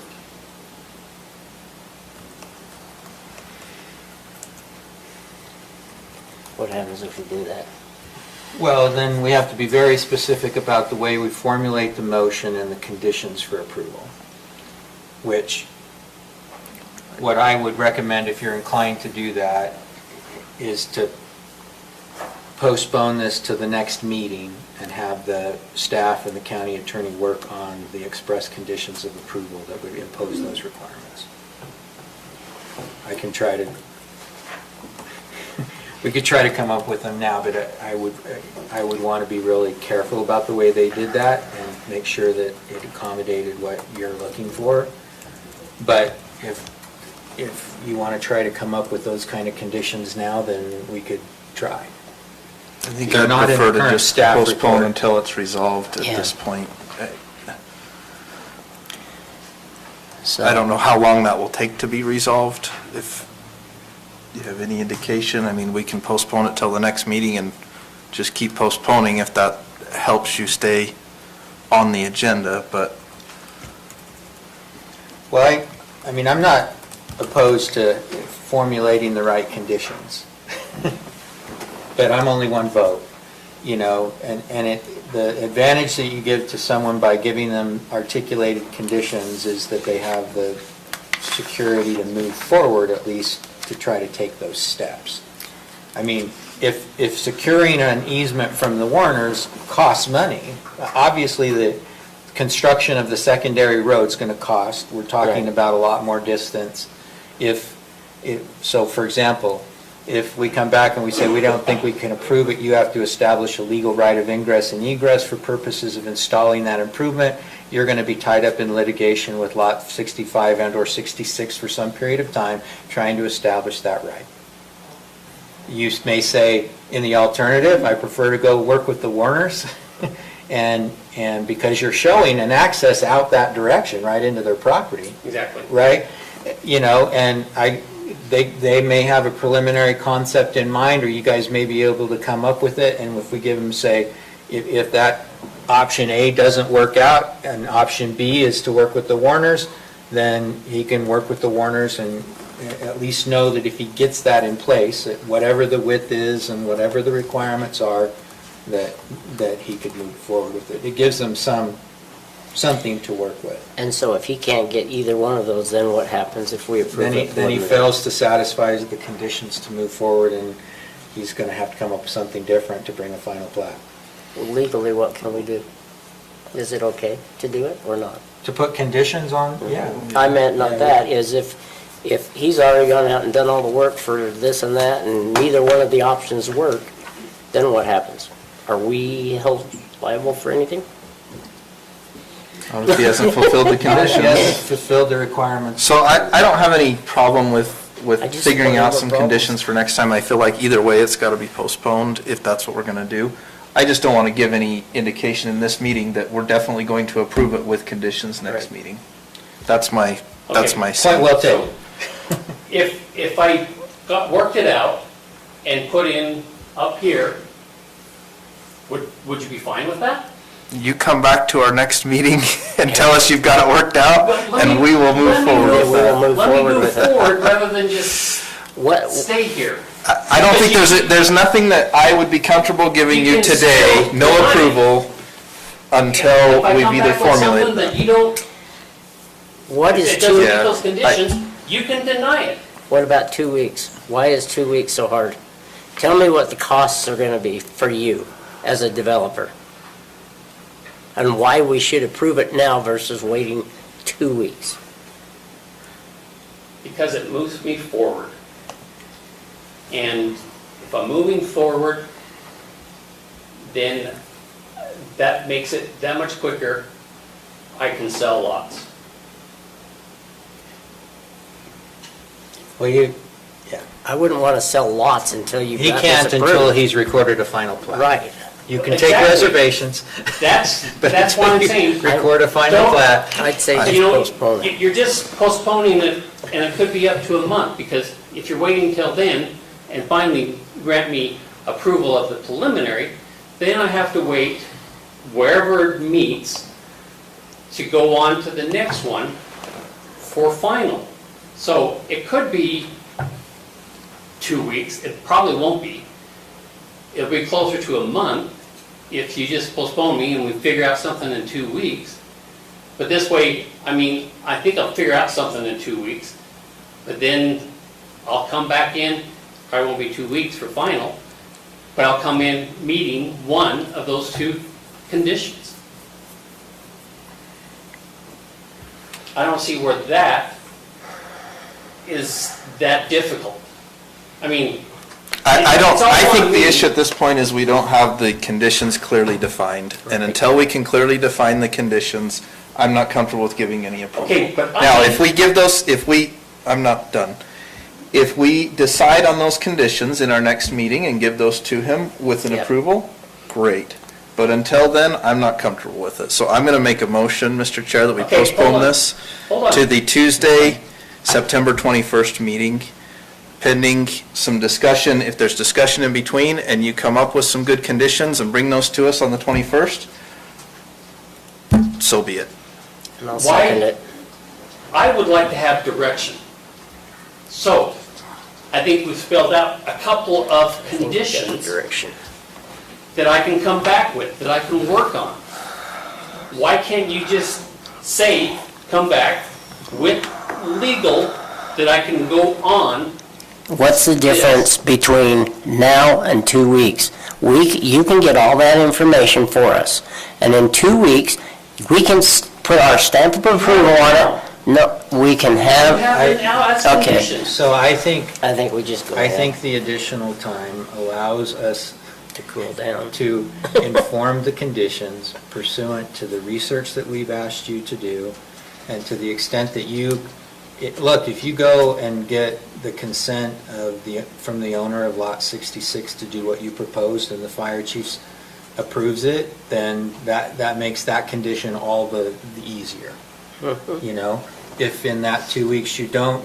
But frankly, there's a couple of questions that I want answered, and I want those to inform the drafting of the condition. Okay. So there is a motion by Commissioner Newton, seconded by Commissioner Fackrell, to postpone the Frontier Estates preliminary plat application until our next meeting on September, you said the date? 21st. 21st. And during that period of time, we expect the staff and the applicant to work together to develop conditions of approval relative to the access issues. Mr. Chair, I have a text from the owner of Lot 66. He's out of the country until the 28th. Well, Texting okay. can work to help him. Pardon? I say he can talk to him in the country, throughout the country, or throughout the world. Any questions on the motion? All in favor? Aye. Okay, our next item, Commissioner Newton, Commissioner Fackrell, appointment of Jacob Sobers to the CED Board replacing Corey Martin. So the CED board, as you know, consists of representatives from different parts of the community and different entities. One of the representatives that was part of that was Corey Martin, who is the former general manager for Young Chrysler Dodge. Corey has been moved to another dealership and Jacob has taken his place. So this is just formally moving Jacob into that same now vacant position. Is there a motion or questions on that? Nope. Mr. Chair, I'll move that we appoint Jacob Sobers to the CED board replacing Corey Martin. I'll second that one. I should add that the CED board made a recommendation to this body to do that Yeah. as well. Thank you. All right, we have a motion by Commissioner Newton, seconded by Commissioner Fackrell to appoint Jacob Sobers to the CED board replacing Corey Martin. Any questions on the motion? All in favor? Aye. Commissioner Newton, appointment of Glenn Rich, John Patterson, and Steve George to the Morgan County Historical Society. Reappointment of Tina Kelly to the Morgan County Historical Society Board. Yeah, so as you may be aware, the Morgan County Historical Society Board consists of volunteer community members. That board is appointed by the county commission. We had vacancies on that board. We did a public notice and received applications from the members, or the folks listed here, Gwen Rich, John Patterson, and Steve George, as well as Tina Kelly, who is currently serving on the board but would be reappointed actually to a position. She was an at-large position. She would be appointed to the Mountain Green area position. So just one question. Yes. So you've got appointment to the society for the first three names, and then appointment to the board for Tina. I'm Is it sorry. all the board? It's all a board, Okay, yes. all right. Yep. These were the only applicants I might add, and the Historical Society Board did recommend approval of all of them. Any questions on this one? Is there a motion? Mr. Chair, I'll move that we appoint Gwen Rich, John Patterson, and Steve George to the Morgan County Historical Society Board, and reappoint Tina Kelly to the Morgan County Historical Society Board. Second. Okay, we have a motion by Commissioner Newton, seconded by Commissioner Anderson, to appoint Gwen Rich, John Patterson, and Steve George, together with the reappointment of Tina Kelly to the Morgan County Historical Society Board. All in favor? Aye. Okay. Commissioner Newton, trash can collection fee adjustment based on the recent hauler increase and the Wasatch Integrated Waste fee increase. Propose increasing the primary can fee from $18 to $19 per month, and the secondary can fee from $17 to $19 per month. So I'll give a little bit of background on this.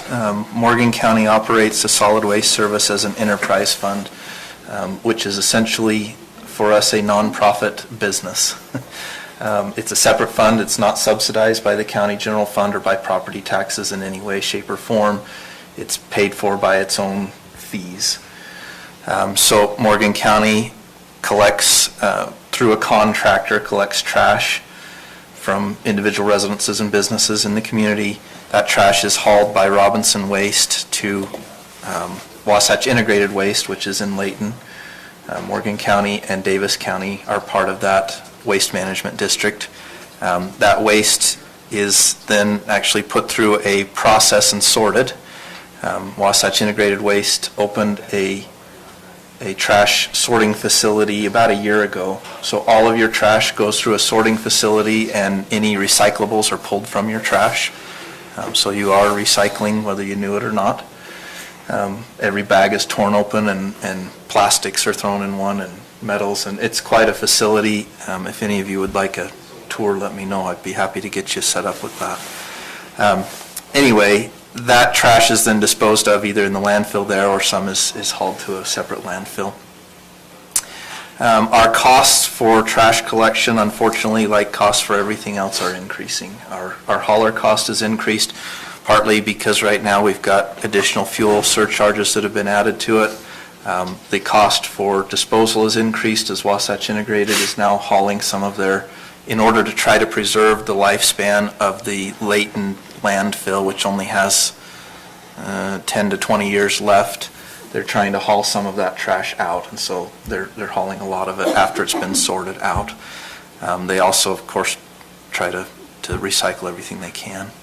So our costs have increased in both of those areas. There's also been an increase in cost for replacement cans. We buy those in a bulk order typically. We'll buy 10 to 30 cans at a time. Those cans have about doubled in price from what they once were, and they're not built as well as they once were. So if you have an old garbage can, hang on to it, because those are the good ones. If you have a new one, you know what I'm talking about. They're not as sturdy. All of those combined means it's now, we have a fund that was built up, a fund balance over time. That fund balance in 2018, we started taking some of our other costs, some of our employee costs as it relates to the billing and collecting of payments for trash, and the costs from our public works folks who actually go out and place new cans and pick up cans and handle that kind of thing. And so when we started doing that, our costs increased, and then of course with these additional costs, we've been eating into the fund. There's approximately $400,000 in that fund, and we've been eating into that around $70,000 to $80,000 a year, every year for the last couple of years. We will continue to eat into that fund even with making an increase, which I'm comfortable with, knowing that that fund is as large as it is. When it gets down around the $100,000 mark, I would like to ensure that we're not eating into that fund anymore. But for the time being, I'm comfortable that our costs may exceed our revenues for a time, knowing that we have reserves to cover that cost. So the proposal, and I've discussed this at length with Cindy, who does our trash billing and handles all the trash expenses. We've got a couple of items here. Number one is changing we currently charge $18 per can for the first can and $17 per can for the second can if you have two cans. There's no difference in our disposal cost for the first and second can, so it doesn't make a lot of sense for us to charge less money for a secondary can, given that it costs us the same amount to dispose of it.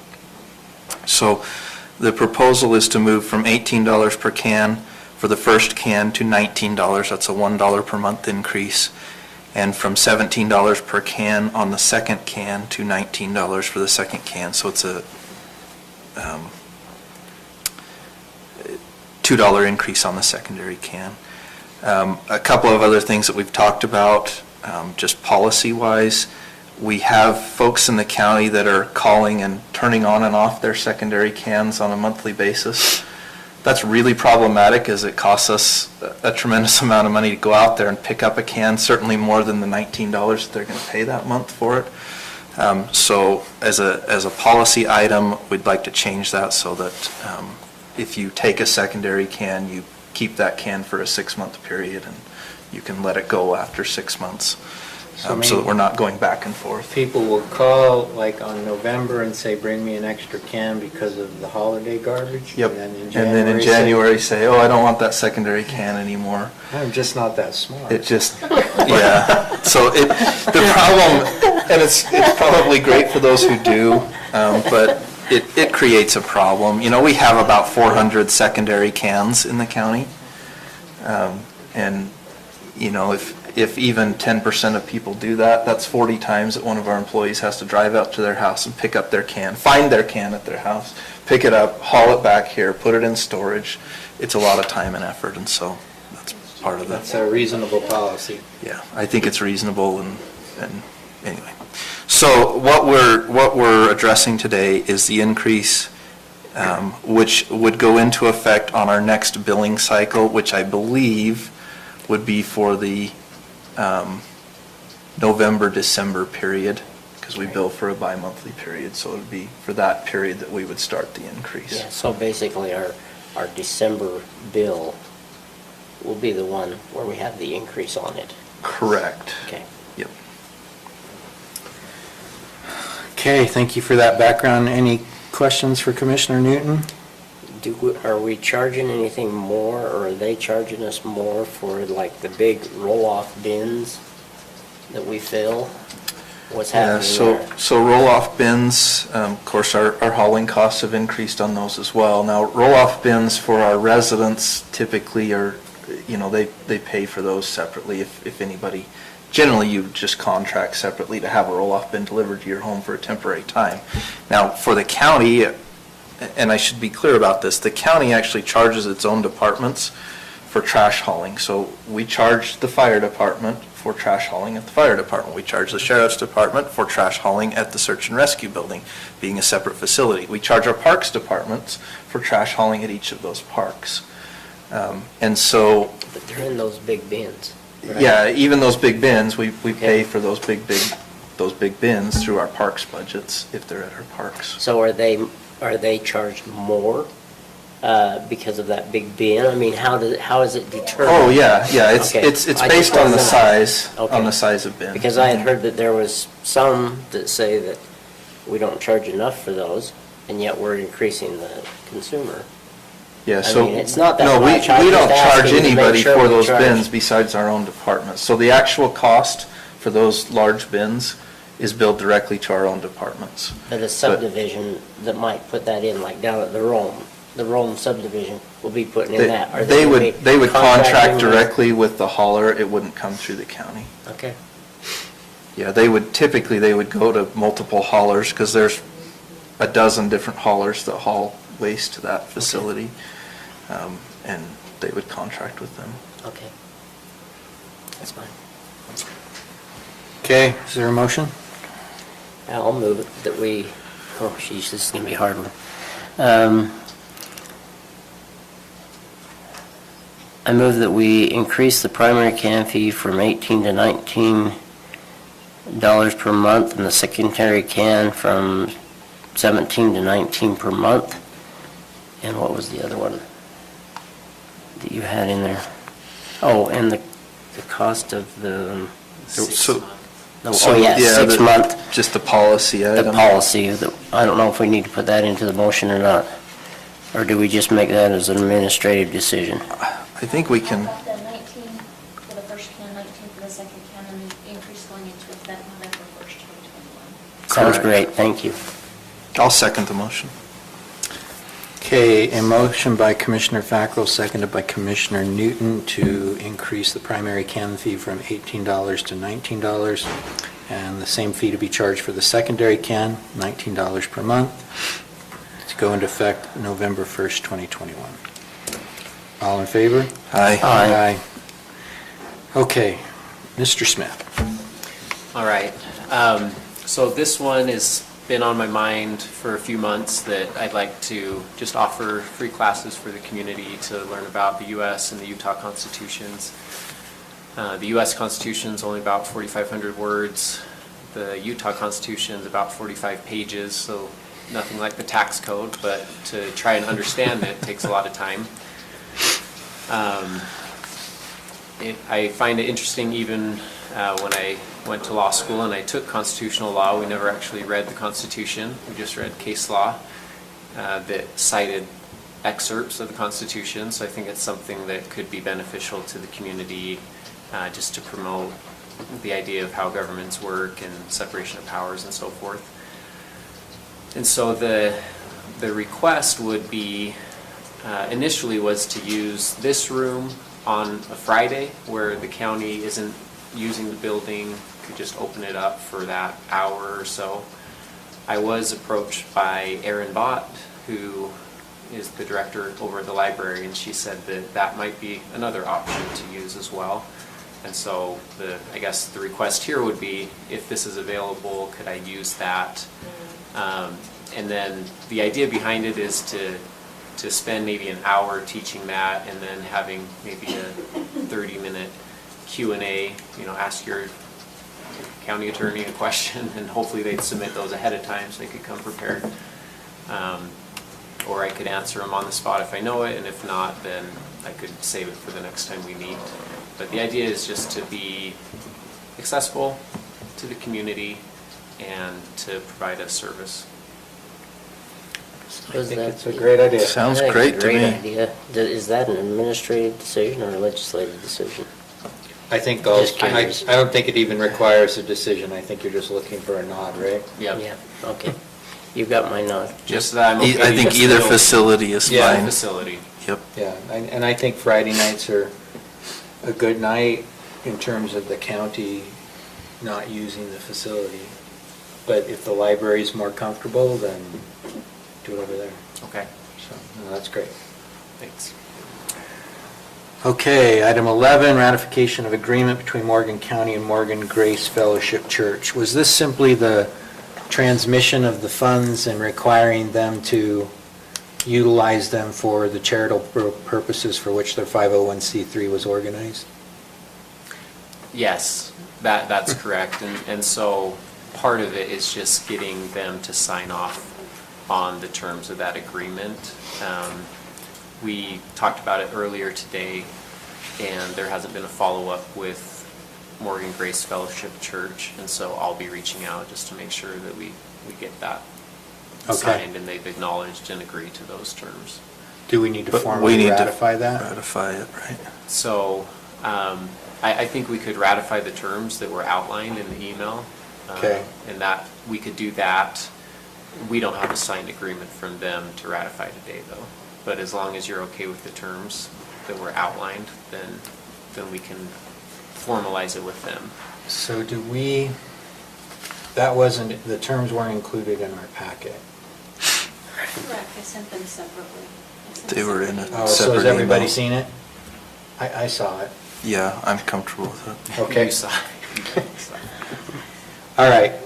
So is there a motion to ratify? Mr. Chair, I move that we ratify the agreement, and agreement terms between Morgan County and Morgan Grace Fellowship Church for the takeover of the food pantry. I'll second it. Okay, any questions on that motion? All in favor? Aye. Okay. So the next item, ratification of agreement between Morgan County and Achieve Fitness. I left on your, just a couple of minor notes, but then Yeah. I saw your email this afternoon. And so tell me what you think we're doing with this one at this point. So, and I tried to reach out to Commissioner Wilson. I know he's out of town. I was hoping to get a little feedback from him on what I had sent out last week. I think that there are some concerns that have been brought up for multiple departments and those that use the building as far as some of the weight of the equipment that's being used. They're on a floor that was not meant or built for that purpose. There's a county vehicle and other items that are stored beneath the floor that could be damaged if a barbell fell through the floor, but even more so, a person following the barbell through the floor could cause some great damage and liability. So I guess, though, just what I put in the email, in addition to the concerns that were articulated in the previous email about having something more long-term and it not being available for the purposes that it was intended for. So, but this, it was noticed up as ratification of an agreement, and I think at this point you're saying we don't, was that a reference to the written agreement you had prepared? It was to the written that was now prepared. but You're now there's- suggesting we not use that? Yeah. And that we tell them we're keeping it short and you need to be, do we know what their schedule is? So initially they said, well, I was told that one of the departments that uses that building was told 6 days. And they said, okay, we're fine with 6 days. Then later they heard 6 weeks. And that's what most of the other departments had heard as well, was 6 weeks. The end of the 6 weeks is the end of this week. Okay, so And- it would be, so what I think you were suggesting is that we tell them they need to finish up and, Yeah, well, and what's been indicated when they come in to make their bi-weekly payment indicates that they intend it as a long-term, just based on the things that have been said. So it's not as short-term as maybe it was originally thought. So maybe I'm a little confused too.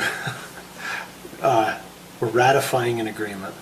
So how, was that, We're not now. is that not what it, we're not ratifying an agreement? That's what Okay. it was a week ago when we put it on, because we thought we need to get something in place. The problem with the whole situation is, in an attempt to try to help a business that needed a place, we rushed into an agreement before there was any formalized contract. Okay, so was that agreement signed?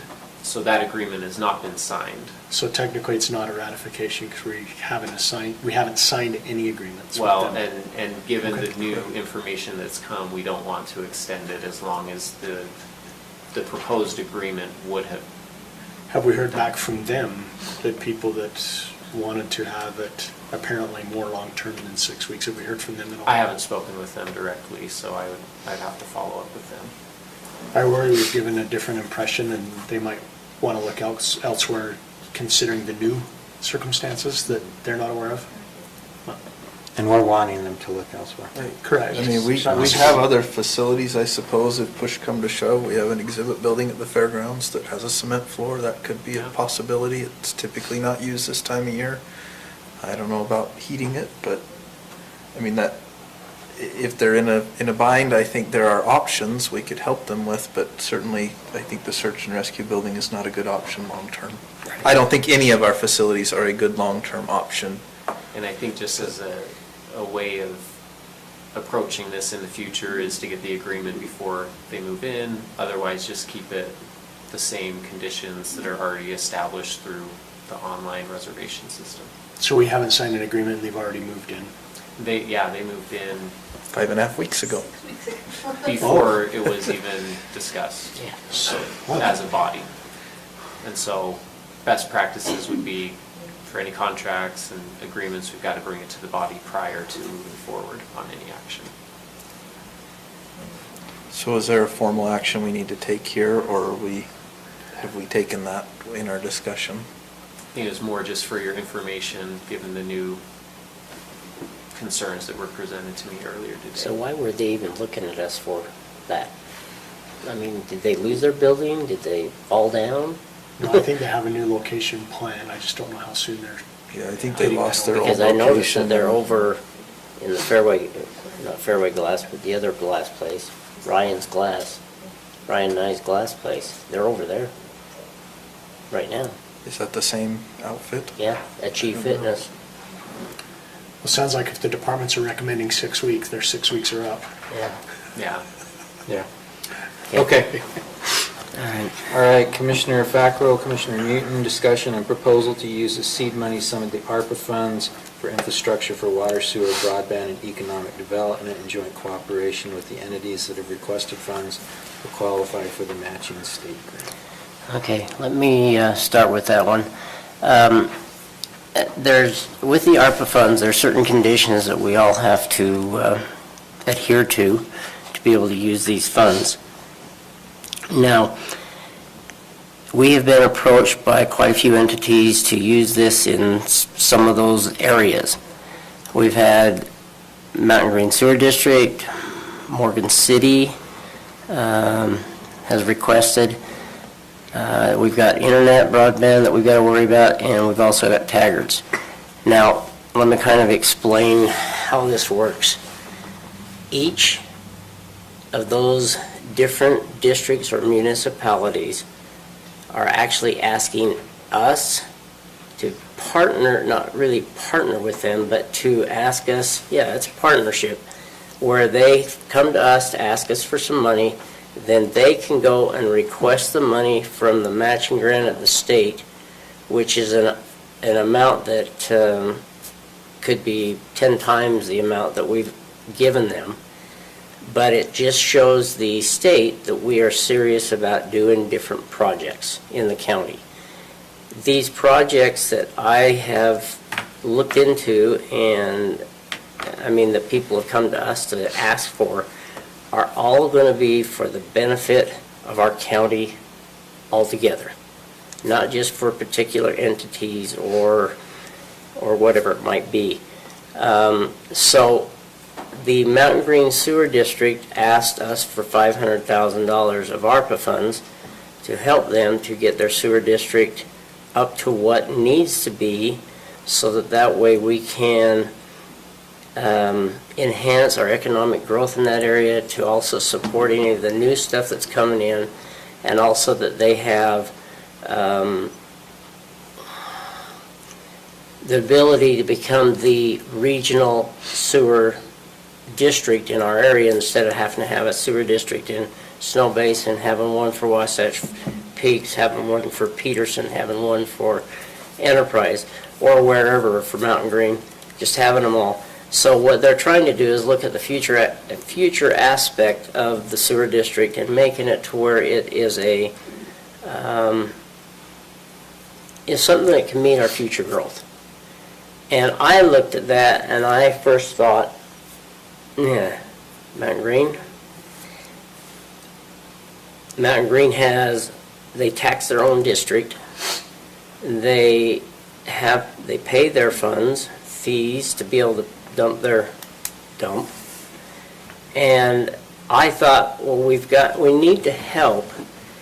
I mean, as far as part of this money that's been given to us for infrastructure needs to be allocated amongst all of the county.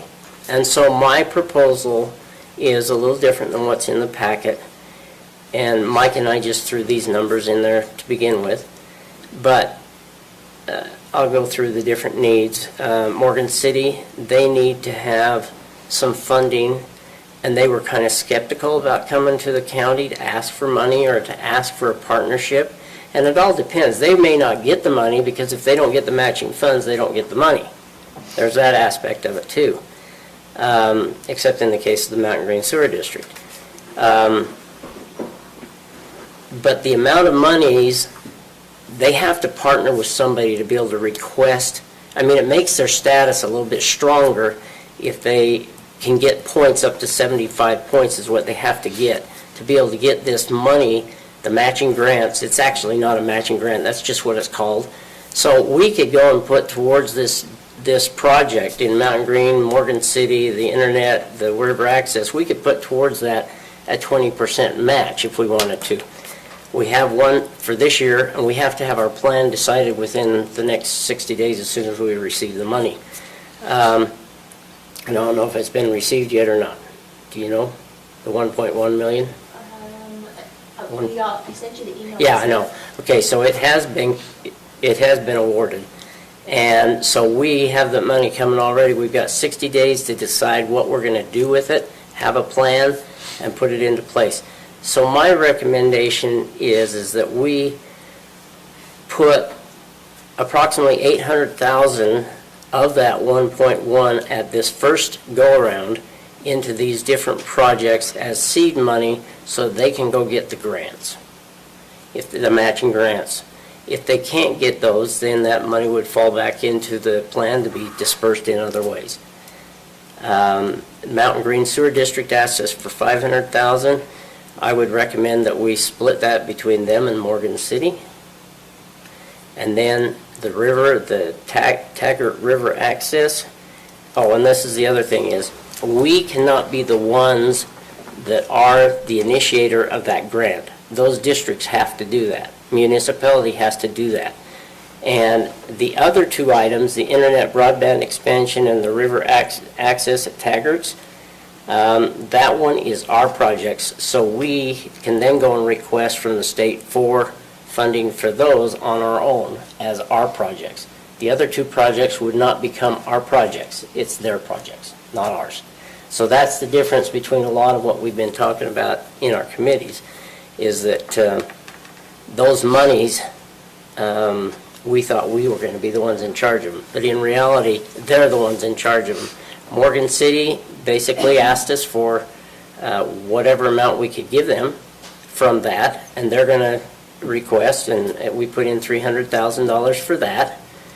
And of that $300,000, if they don't get their infrastructure grant, they basically says we don't need the money at that point, because it's going to be based upon an infrastructure project, which is a water tank, which is 20 times the size of their current one that they have, which will give them a supply of water for infrastructure within our own county, which includes the fairgrounds and other places within the county.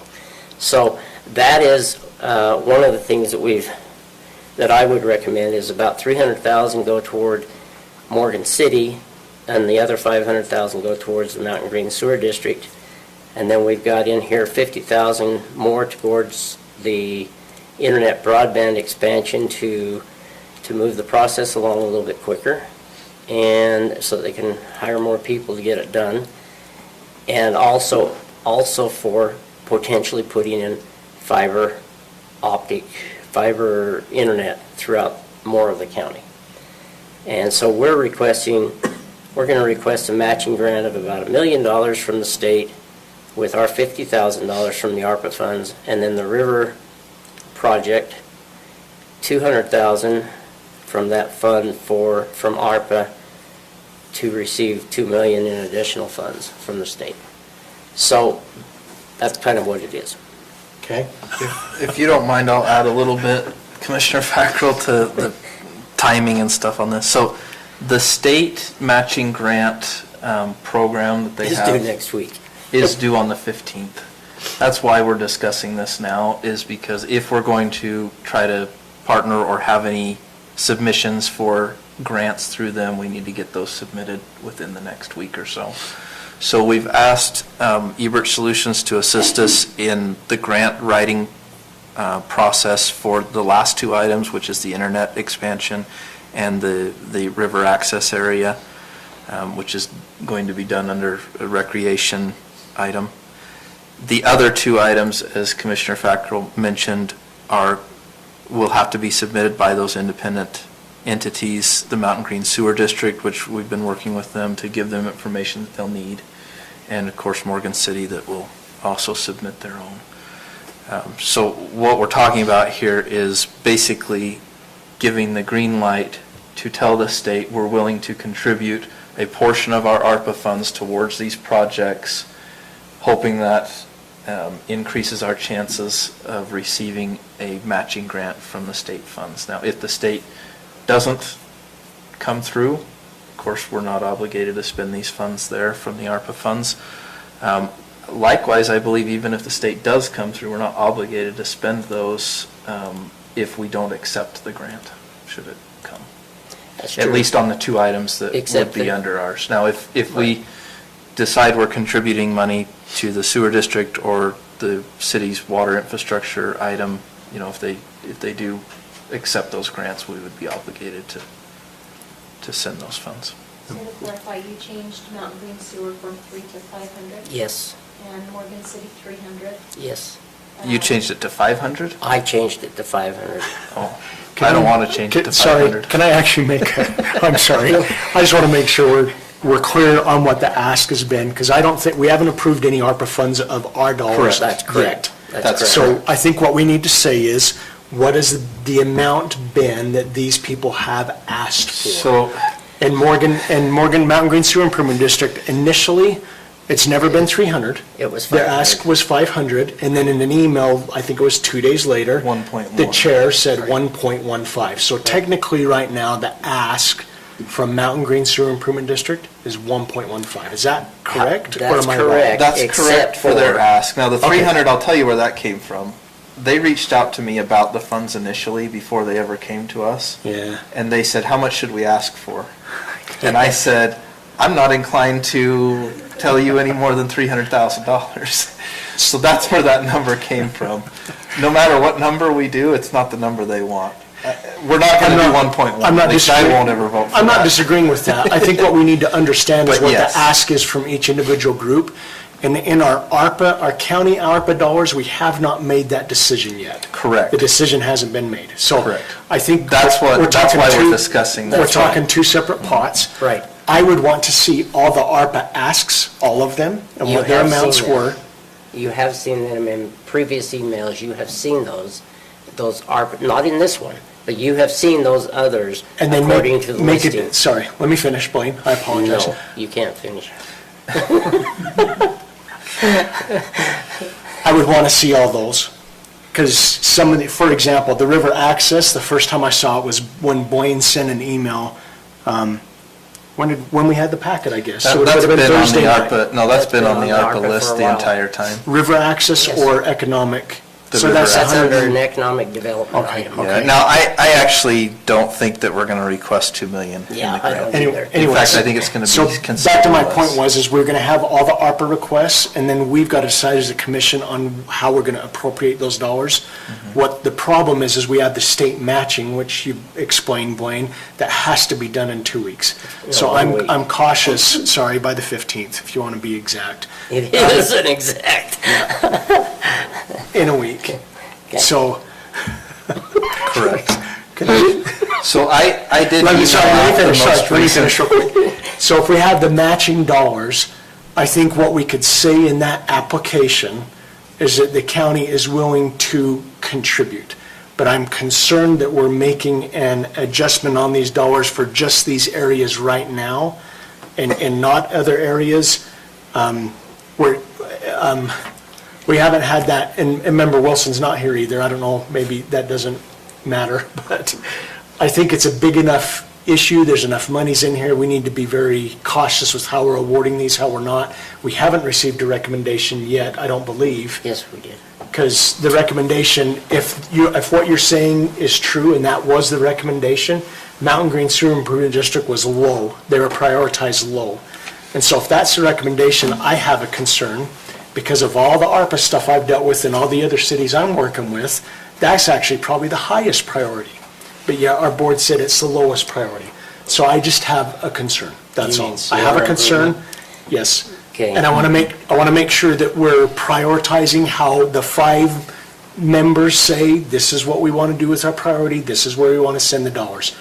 I agree matching has to be done by the 15th. So I think with matching, we can say, at the very least, I would at least agree to say, yeah, well, I'm willing to put monies to all 4 of these. But to say right now, 300 or 200 or 250 or whatever we come up with Yeah. or why, I'm a little concerned that we're coming up with those dollars right now. But Okay, So the total, go I ahead, did Mike. send the most recent list out after the last committee meeting, although that's been over a month ago, probably yeah. a month and a half ago. Okay. And that list is the cleaned up version that was ready to be given to the commission.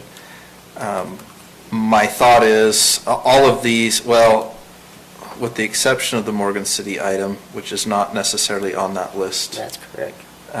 The others are on there and had a dollar amount associated with them. And I suppose, I think in writing the grant to the state, we need to determine some sort of dollar amount. Mm-hmm. And I'm fine if we say, something to the effect of, an amount not to exceed X amount, or an amount to be determined, in excess of $50,000 or something of that nature, so that there's a dollar amount, but it's not maybe tying us to a specific dollar amount. Is that something that would make you comfortable? Yeah, or help you be Yeah. comfortable with the process? Yeah. And Morgan City, do you know how much they received through their ARPA billing? Yes, $505,000. So they did receive an amount, Yes. whereas Mountain Green Sewer Improvements did not receive an amount, neither did the River Access, neither did That's right. Broadband. That's So right. I want to make sure we remember that Morgan City did receive an amount. They did receive an amount, and so, let me if you want to take the time, I'll tell you the history on it. In all of our discussion in our committee, we never discussed Morgan City, because they had their own money. The problem is in the past, Morgan City has their money. Mountain Green Sewer District has their money. I look at this as, how are we helping this community if we don't help those two areas within our community? This county is not just Morgan County, it's not just Mountain Green, it's not just Morgan City. It's all of us. We all are part of Morgan County. And I'm from Morgan County. I live in Porterville, okay? And I keep saying, people say, well, Porterville and Mountain Green, they're too far, they're a long ways apart. But my goal here is to make an infrastructure difference in our county when we have the funds to do it. And so we've got the chance to have the funds to help these different places instead of helping in particular. I'm sorry, as far as some of the other things on the items, I'm totally not in favor of them. And yet they were a high priority on there, because we had not finalized anything, but we need 1 week to be able to request the money so that the state can realize that, hey, if they need more than the $50 million that they've allocated for this from the Utah Budget of Planning and Budget, if they need more than 50, they can go and say, okay, we need to go and request from the county, or from whoever, the state, or from all the funds they got from the federal government, they can go and request for more. So I'm requesting that we go and give the seed money for these different projects, so that way, not give it, but have it on the condition that we are willing to give that much, just so that way they can request $2 million, or $4 million, or $10 million for their special projects. Because in the end, this is going to be an economic development for our county without necessarily bringing in, what do you call it? I'm just trying to get to the point where we're building infrastructure within our county. I don't think anybody's disagreeing with Yeah, it, and I agree with that, Brian. I agree with that. And so I don't that's the disagree. I reason. think at this point, what we need to determine is how we word that. Yeah. And I'm okay, even if we say, Morgan County, we can tell the sewer district, we're willing to contribute a portion, a dollar amount yet to be determined. And But they maybe have we to go know with that. an amount to put into the budget. I don't know, this is so fast that I don't think there's a lot of counties and cities that have been able to appropriate it all correctly. No, you're right. None of So- us have. And this is not even the first amount that we have. Right. So this is just a portion. In fact, if you look at it, we've got 850 Because if you want to say a minimum, million of that. if you want to for this say a year. minimum, Yeah, then a minimum. I've got to look at this a little bit differently and not Yeah, disagree. and I guess we could I'd say, go to maximum. a minimum of $100,000 or something. And that leaves us open, at least we're giving them a dollar amount. If they go and request $1 million from the state and we're willing to chip in $1 million, there's their 1.1, right? And we're giving them a 10%, we're helping with 10% of the cost. If it comes down to it and we look at the costs and we say, hey, we've got more than we thought available, let's give them 300,000. Well, that just goes further towards their project. We know their project is $20+ million. So, 1.1 is going to make a difference for them for sure, but it's certainly not going to be all of the projects. So, Right, yeah, it's not. And for the other part of the monies that we're requesting, that we're going to be having come next May, which will automatically come again, we need to have, at that point, what we're going to do with the rest of it. well, I think we need to determine what we want to do with all of it now. Yeah. I don't want to wait till May. Tonight? No. It's just this part, just this part. Not tonight. This is all we're requesting for tonight, so we can request for matching funds.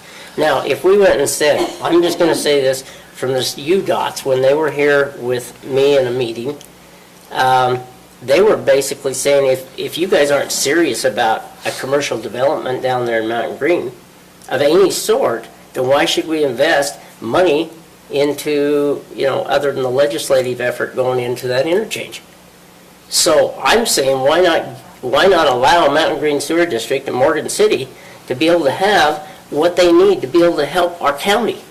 Not just a few people. Yeah, I don't think that's the argument at this point. The argument is the dollar amount. We've got to determine the dollar amount that we... Yeah, and so I guess another thought real quick, if we're determining it sounds like we're determining it right now, so we'll have to think about it a little bit. So Mountain Green Sewer Improvement District, I believe their total amount is around the $15 million range, around. Yeah. And I believe that the... Multiple numbers. When I I thought it was 28 million. When I checked with Ty last week, his total he's asking for, well, the water project alone is 3.5. I think he's asking for another million for something or another, a bunch of different other projects. Other kind of projects. So I guess I would want to make sure that we're doing our best to, if Mountain Green Sewer Improvement District is a third of the residents, then is the city approximately a third? And is it 300,000 just out of the hat? Is it actually As far as the Morgan City, that's all it was. Off of a recommendation? If the 300 for Mountain Green isn't off of a recommendation, so I just want to have a little bit 10%. more rhyme or reason to where it's coming from and why, and if it's 10%. That's all I was thinking of, is we better not hold the 10% with Mountain Green, because that'd be... 2 million in and of itself.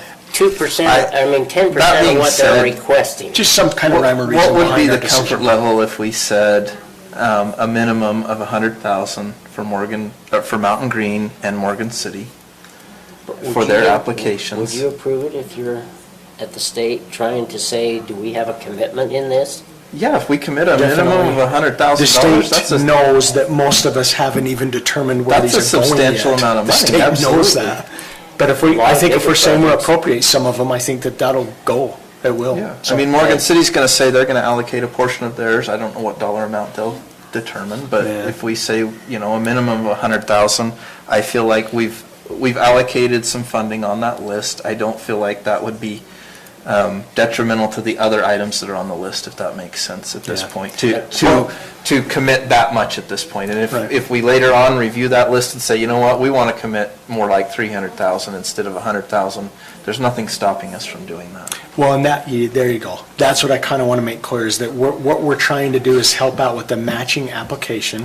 So we're going to contribute a certain amount, and we don't know if it'll be more in the future or not, but for the matching application, we'll contribute this.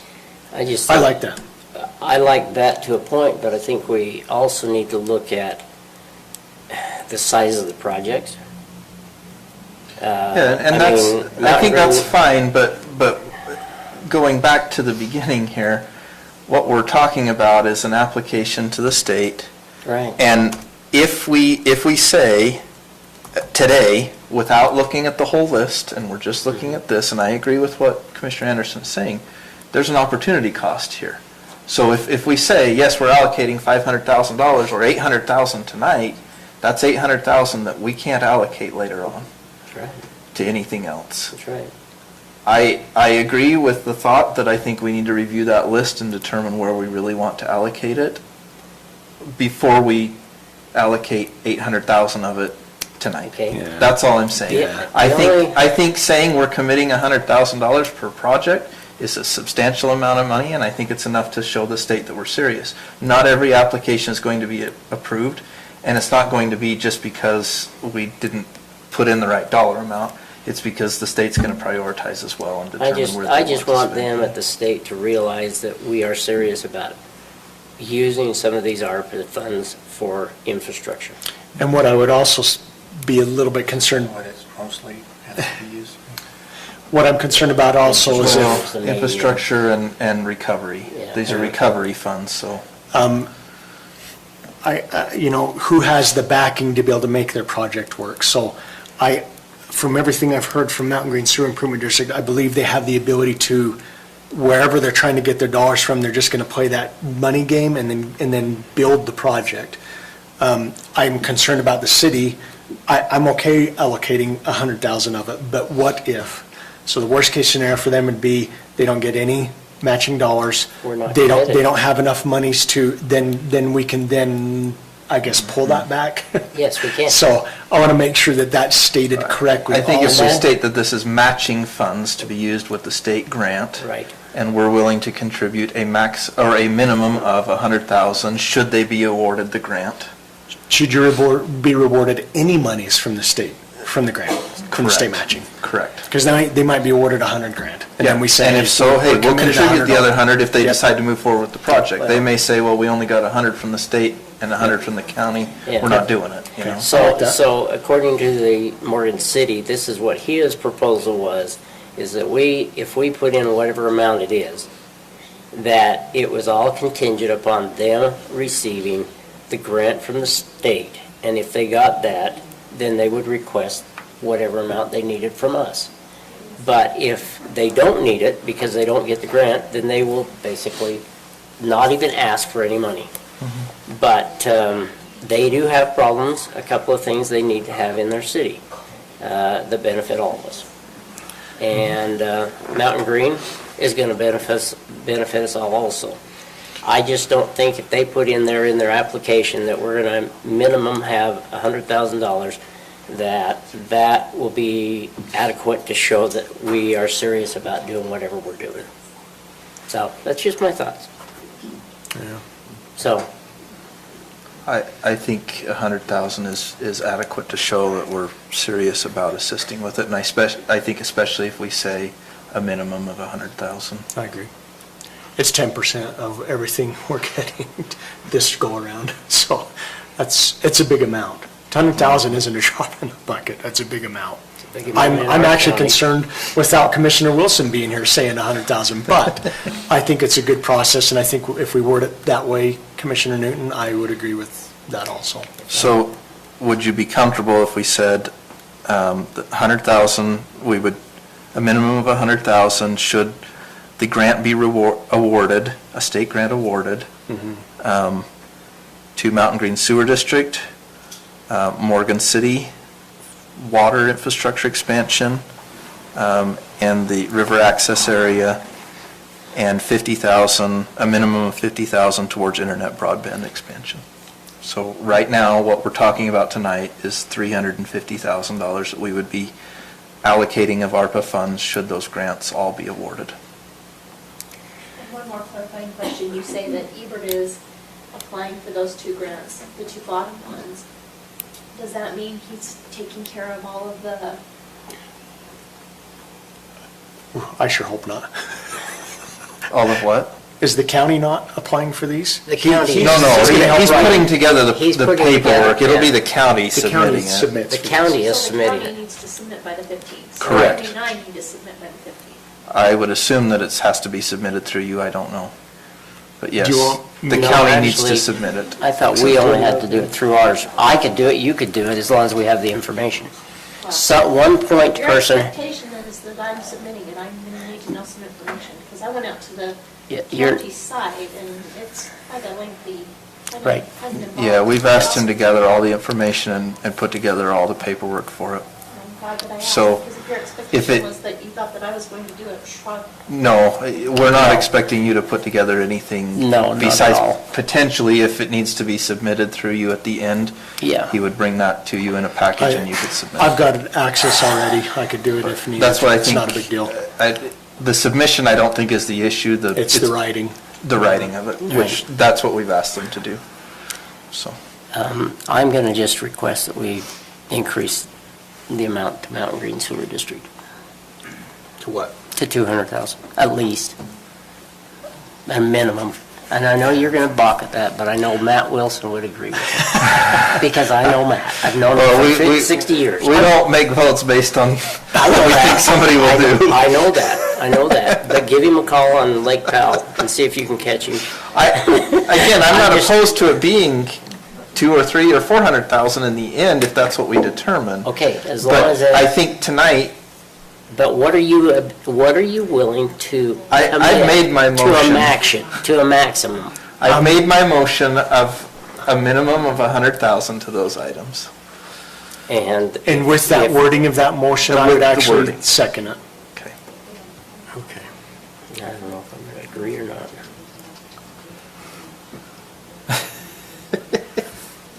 Okay, so we have a motion by Commissioner Newton, seconded by Commissioner Anderson,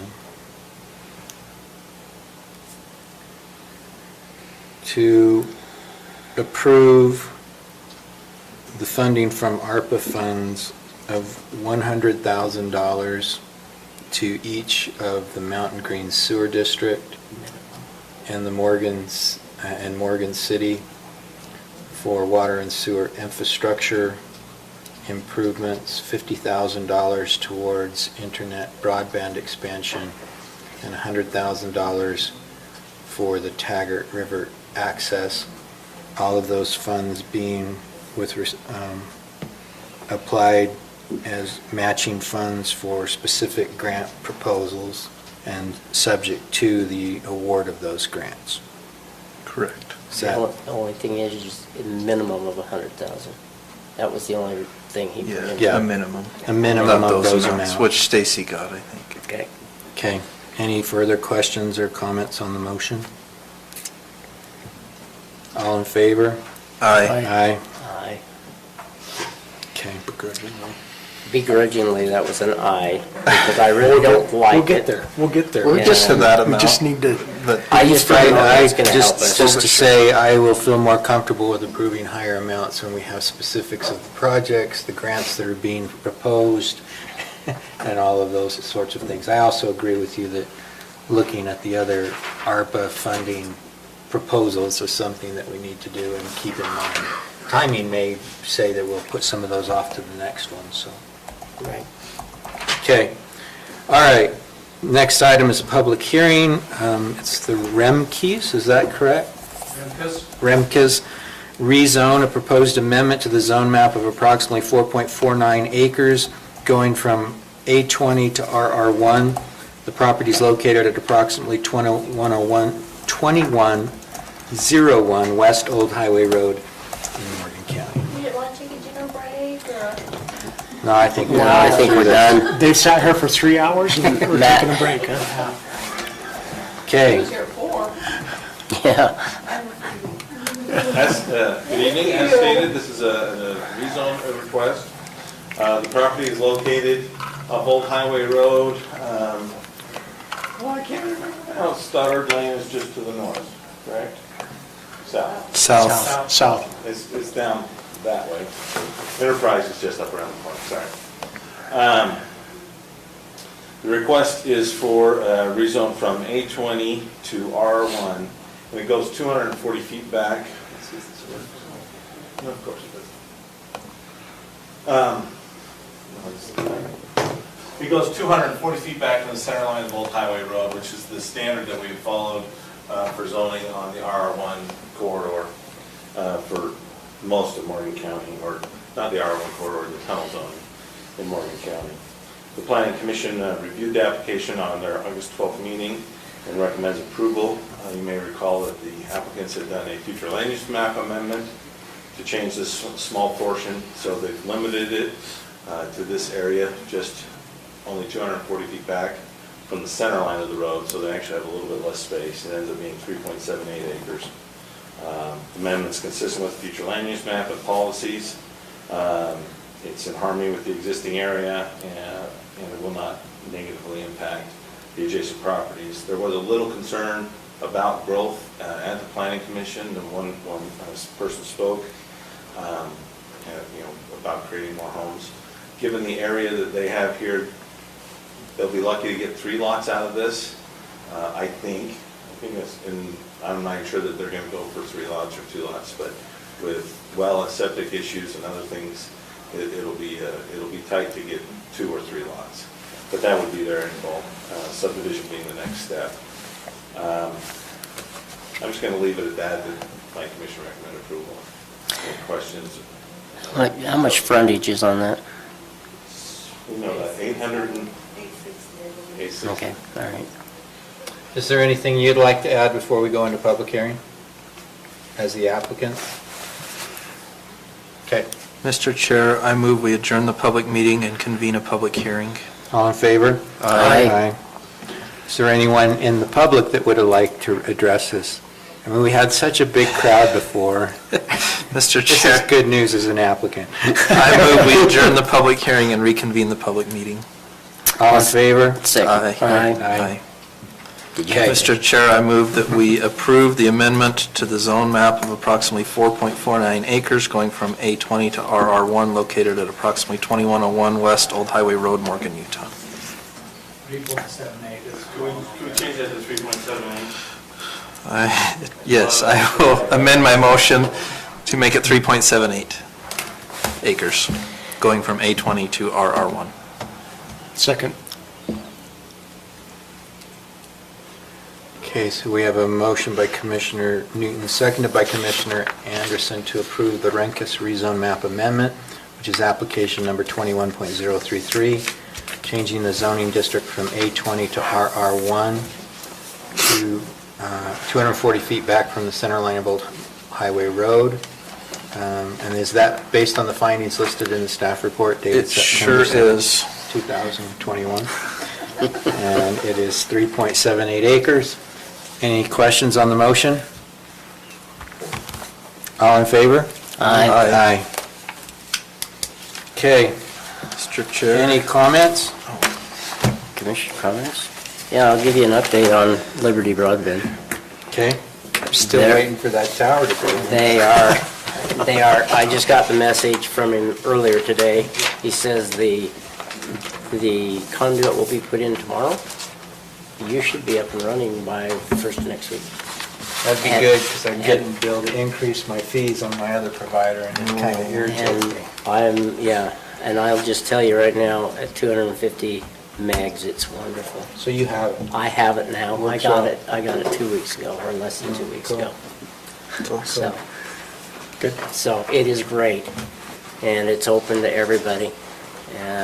But there's only, surprisingly, I thought there was over 300 people that were on the list, and there's not.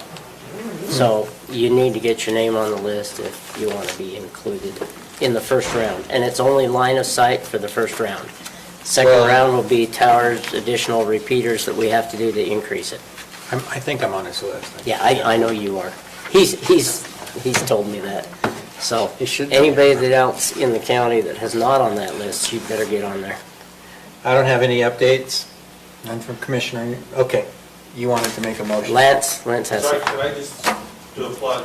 September 16th, the Oh, planning, yes. the general plan meeting will happen. That's the Thursday evening. At 5:30. It'll be at the city hall because they have better audio equipment, or they're just a little more up to date.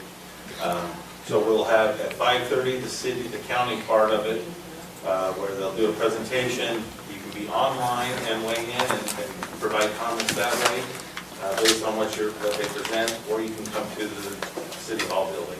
What was the time again? 5:30 for the county, Okay. and then at 7 for the city, but that's loose. I mean, if you're going to hear a lot of the same things, it'll just be a little more tailored to the city or the county.